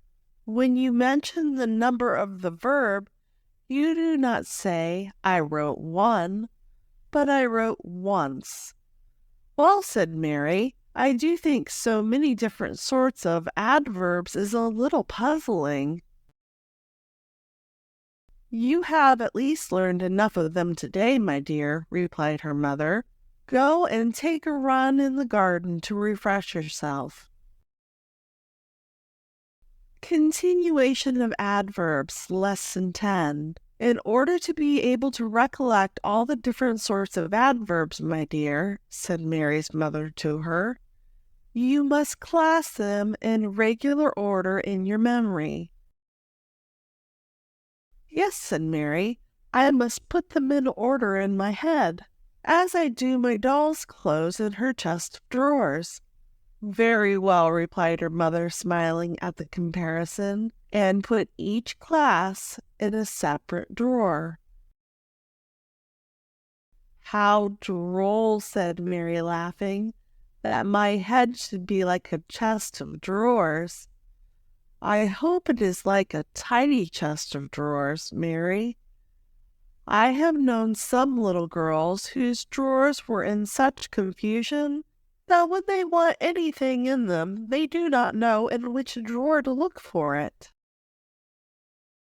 And when that is the case, she added, looking archly at Mary, I cannot help suspecting that their heads are in the same sort of confusion.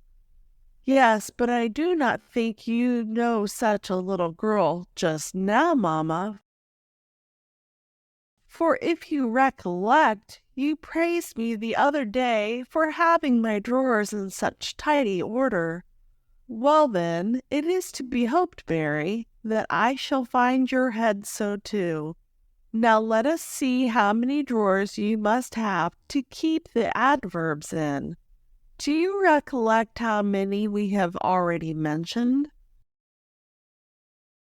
Let me see, said Mary, thinking. Why, first I must have a drawer, and a pretty large one, for the adverbs relating to the manner of the verb. There are so many of them, such as prettily, cleverly, nicely.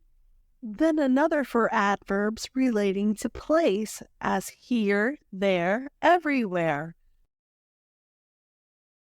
Then a third drawer for adverbs relating to time, as now, then, presently.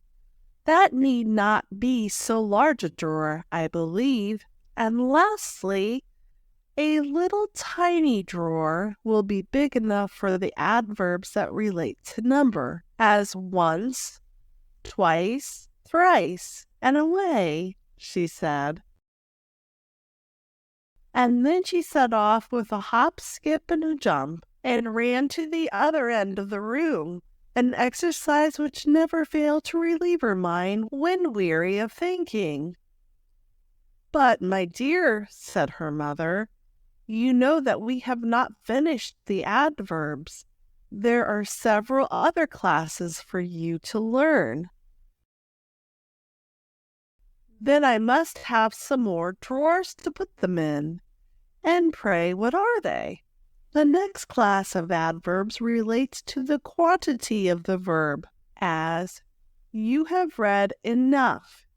He has eaten sufficiently. Another class of adverbs asks questions, as how do you do? What do you say? Why should we go? When shall we set out? Oh, yes, I know those are questions, because there is a note of interrogation. But what does that have to do with a verb? In the sentence, how do you do? How relates to the verb to do and means, how does your health do? In what do you say? What relates to the verb to say, and so on. Mary inquired whether there were any adverbs that answered questions. Yes, there are, replied her mother. Especially two little words that you are very fond of. Mary wondered what they could be. Suppose I were to ask whether you have read today, what would you answer? I should say yes, for I have read a long chapter in the history of England with Miss Thompson. But supposing that you have not read today, then I should say no. Well, then yes and no are adverbs, and so are all other words that reply to a question, such as perhaps, surely, certainly, by no means, not at all. But Mamma, said Mary, yes and no by themselves cannot relate to any verb. I beg your pardon. If you say yes in answer to my question, have you read, you mean to say, yes, I have read. You see, therefore, that yes, by itself, refers to the verb to read, though the verb is not mentioned. Some adverbs have degrees of comparison, as often, oftener, oftenest, well, better, best. But Mamma, said Mary, interrupting her, you said that good, better, best were adjectives. Good, replied she, is always an adjective, but better and best are sometimes adjectives and sometimes adverbs. Oh, that is very puzzling. And in my parsing lessons, how am I to find out whether they are adjectives or adverbs? By observing whether they relate to nouns or to verbs. If I say, I spoke well, you spoke better, but Henry spoke best. The words well, better, best are adverbs because they relate to the verb to speak. But if you say a good child, a better child, the best child, the degrees of comparison relate to the noun child and are therefore adjectives. Yes, and then you must say good instead of well, for it would be nonsense to say a well child. Whenever, said her mother, the two degrees of comparison, better and best, are used as adverbs, the positive is well, and when they are used as adjectives, the positive is good. Let me find out an example, Mamma. First, for adjectives. I am a good dancer. Sophie is a better dancer, but Ellen dances best. Stop, said her mother. There is an error in your example. Try if you can find it out. Mary repeated the phrase slowly and deliberately, but she thought in vain and could not discover the fault. "What can it be, mamma?" said she. "In the first 2 degrees of comparison," replied her mother. "You are right. But when you said Ellen dances best, the word best relates to the verb dances and not the noun dancer." "To be sure," said Mary, "I did not think of that. A dancer is a person and a noun, while dances is the verb. And is it wrong to mix the adjectives and the adverbs so in one sentence?" "Not at all," replied her mother. "Now, Mary, I believe that we have gone through the different classes of adverbs. Do you think that you can recollect them all?" "I will try, mamma. An adverb is a word added to a verb to show something that relates to it. First, the manner of the verb, as he speaks well. Secondly, the place of the verb, as Ellen came here. Thirdly, the time of the verb, as I write now. Fourthly, the number of the verb, as they drank twice. Fifthly, adverbs that ask questions, as what shall we do? Sixthly, those which answer questions, as yes, no.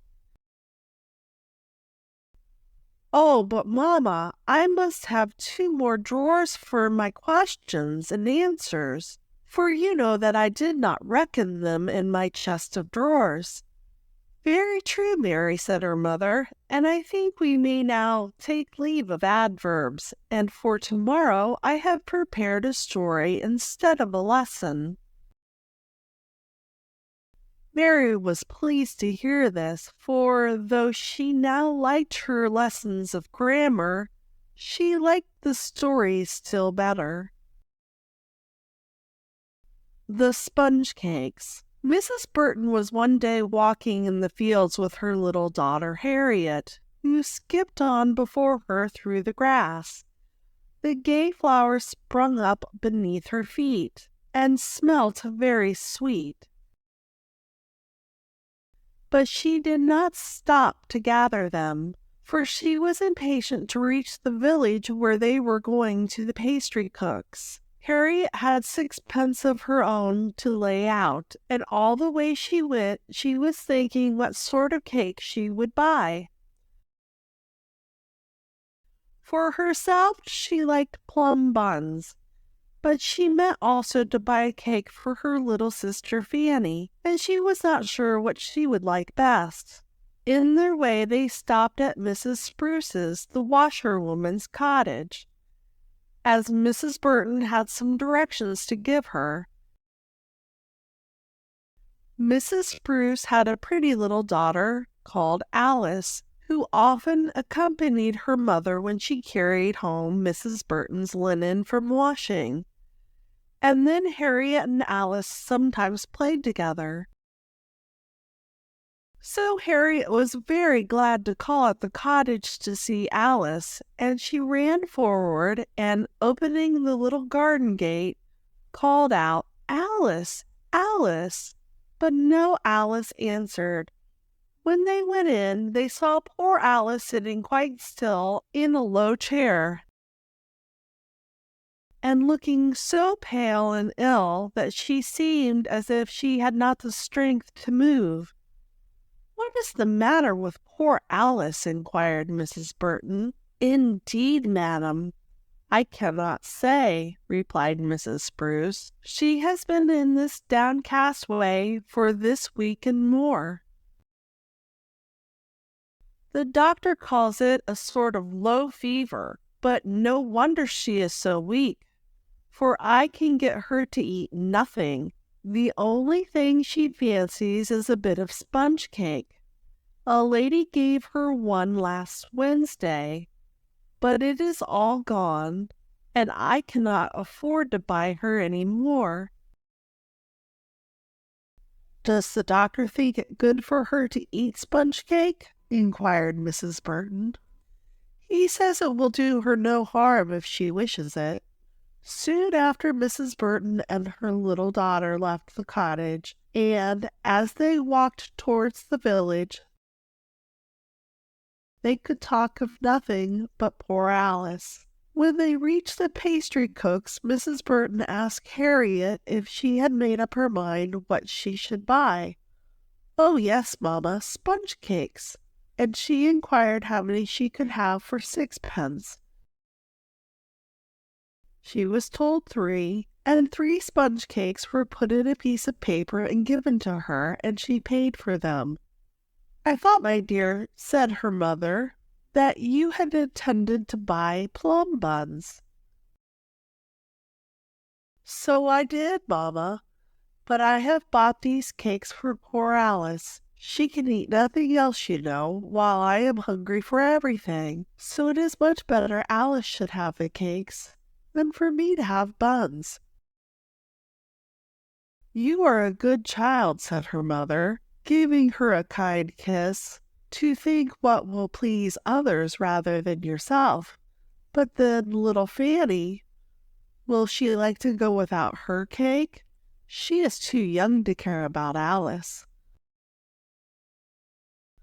"Oh, she does not know anything about the cake, mamma, for I did not tell her I should give her one. I meant to surprise her, so she will not be disappointed." When they approached the cottage on their way home, Harriet hastened forward, pushed open the garden gate, and was soon in the house. Then she opened her little parcel and gave one of the cakes to Alice. Poor Alice smiled, and though it was but faintly, Harriet was delighted to see her face, which was before so melancholy, look pleased. Alice tasted a little bit and said it was very good, but she would not eat much, saying that she would keep the rest for another time.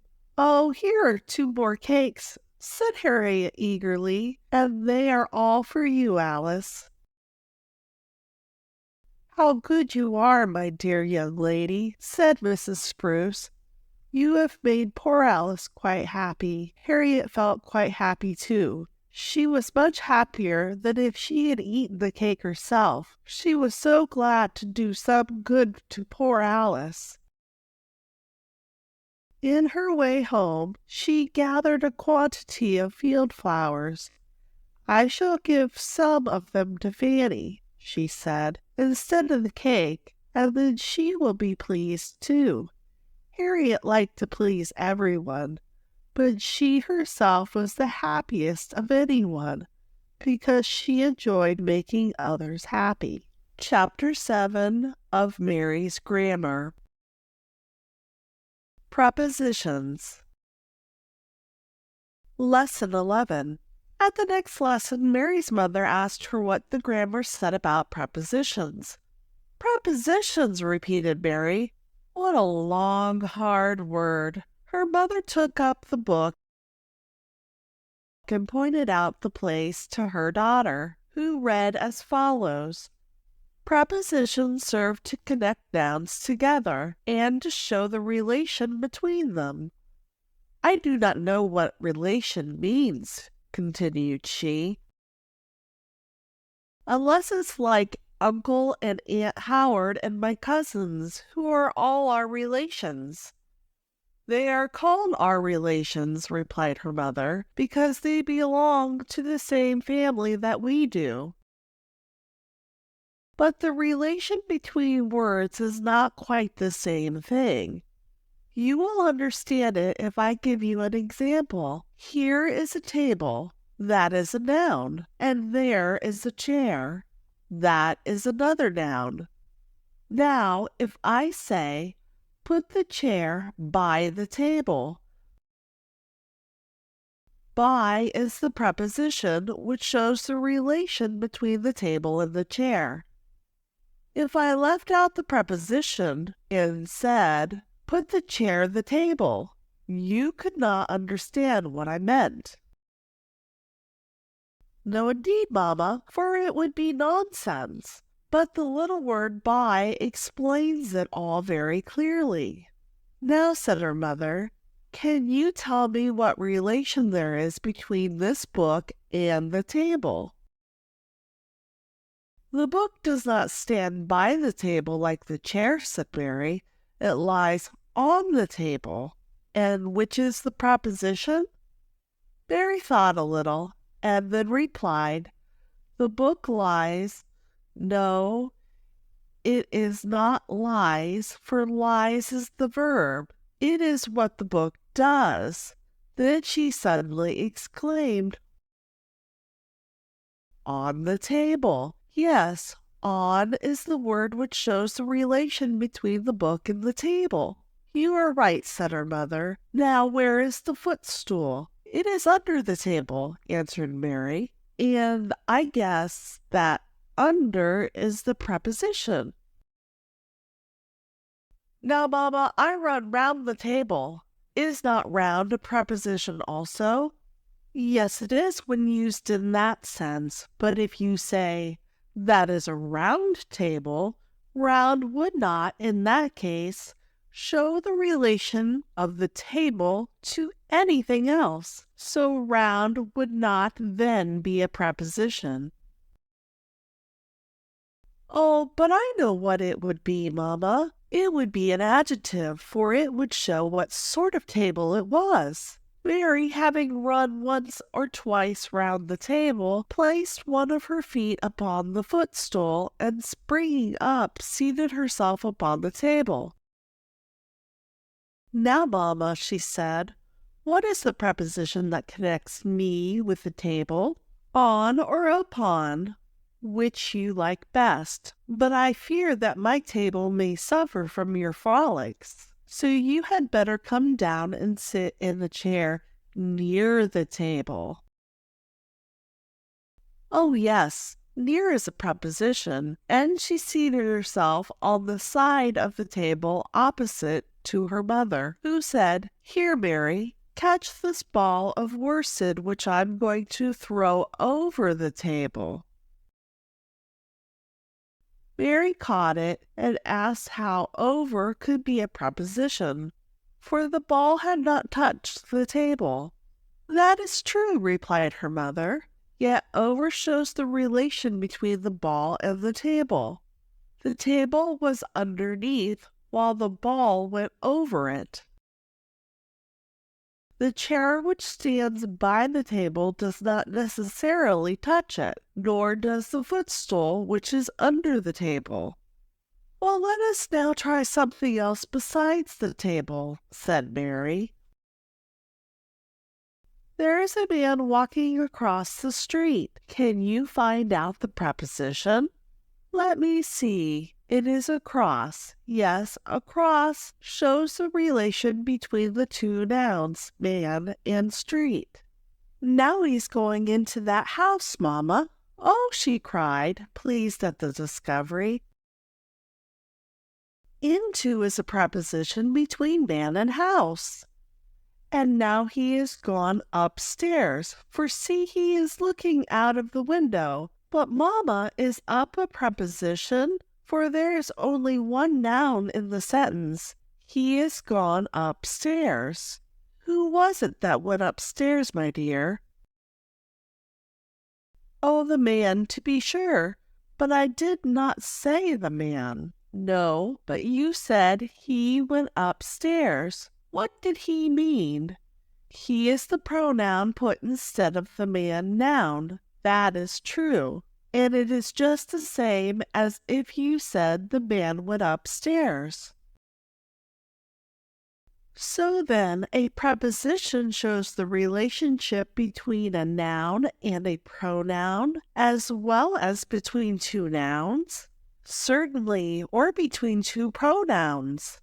You stand by me. You and me are both pronouns, and by shows their relation to each other.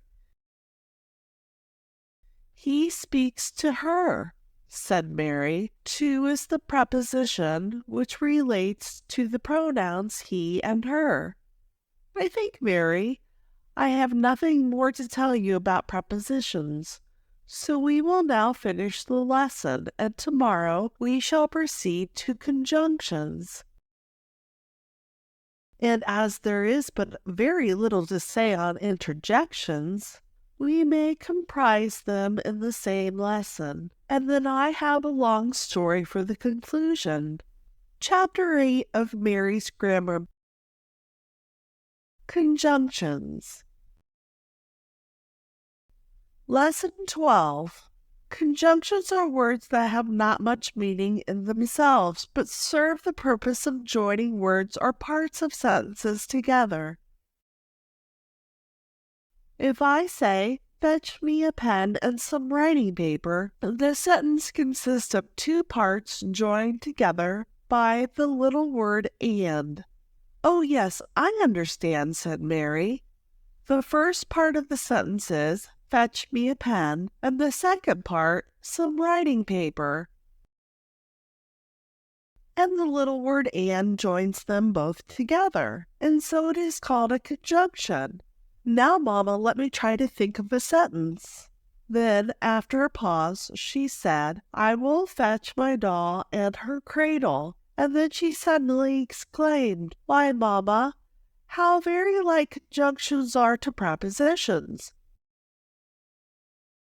You know that a preposition shows the relation between two nouns, and the conjunction "and" does just the same thing, for it shows the relation between pen and paper and between my doll and her cradle. No, Mary, it joins the words, but it does not show how they are related to each other. When I say bring me a pen and some writing paper, I mean nothing more than that you should bring me those two things. But I do not point out any connection between them. "Oh, but you know, Mamma, I must think that you're going to write." And then I am sure that there is a great connection between the pen and the paper. "You may think what you please, my dear," said her mother, smiling, "but there is no relationship between them pointed out by the little word "and." If I had said, "Bring me my pen on the writing paper," or "in the writing paper," that would show a connection, for the pen would be placed in or on the paper. "Oh, yes," said Mary, "and if I said, 'I will fetch my doll in her cradle,' instead of 'and her cradle,' I should say a preposition instead of a conjunction." "Besides," said her mother, "and is not only used to join nouns together, but any two parts of a sentence whatever. Thus I may say, 'Bring your book and come and read.' There is the noun book in the first part of the sentence, and the latter part consists of two verbs. And there are two conjunctions, Mamma, for the two verbs are also joined by "and." Yes, you know I told you that conjunctions served to join words as well as sentences together. But we have talked a great deal about the word "and," Mary, without mentioning any other conjunction. You may play with your doll if you please. "Oh, yes, if" joins the two parts of the sentence quite as well as "and seems to have more meaning in it. "There are a great many more conjunctions," said her mother. "I will ride," or "I will walk." "I shall drive to Highgate, but not to Hampstead." "I will go with you, Mamma, if you will let me." I hope it is true and not merely playing at finding out conjunctions. "Well, my dear, tomorrow perhaps you may. But you may now think only of your lesson, for unless you are very attentive, you can go neither to Hampstead nor to Highgate." "What a number of conjunctions!" exclaimed Mary. "Observe," said her mother, "the change which different conjunctions make in the meaning of a sentence. If, instead of saying, I will give you an orange and an apple, I should say, I will give you an orange or an apple. Oh, but it's not the same thing at all, Mama. I like the conjunction and much the best. It has a great deal more meaning than I thought at first, for it joins the real apple and the orange together, as well as the words apple and orange, and then you give me both. Very true, Mary. Now, those conjunctions which join things or actions together are called copulative conjunctions, and those which disjoin them are called disjunctive conjunctions. Oh dear, what long words! Exclaimed Mary. When I say you may either ride or walk, what sort of conjunction is either? Disjunctive, said Mary, because it disjoins walking and riding, for it means that you will do one or the other, but not both. But how can a conjunction both join and disjoin things at the same time, Mamma? You must distinguish between things and words, replied her mother. A conjunction always joins the words or the parts of which the sentence is composed, but it does not always join the things or the actions the sentence talks about. Oh, yes, said Mary. It joins the two words walk and ride, but it does not join the two things walking and riding. I see you understand it, Mary, but you do not express it well. You should not say the two things, but the two actions, for you know that walking and riding are verbs, not nouns, and therefore cannot be things. Yes, said Mary, they are actions, and an action means doing the verb. Now, let me find out some disjunctive conjunctions. Sophie will neither eat nor drink. Those are disjunctive conjunctions. But if I say she both eats and drinks, the conjunction and is copulative because it joins the actions eating and drinking, as well as the words eat and drink. Very well, or you might say, Sophie will eat as well as drink. I think we now may take leave of conjunctions and proceed to interjections.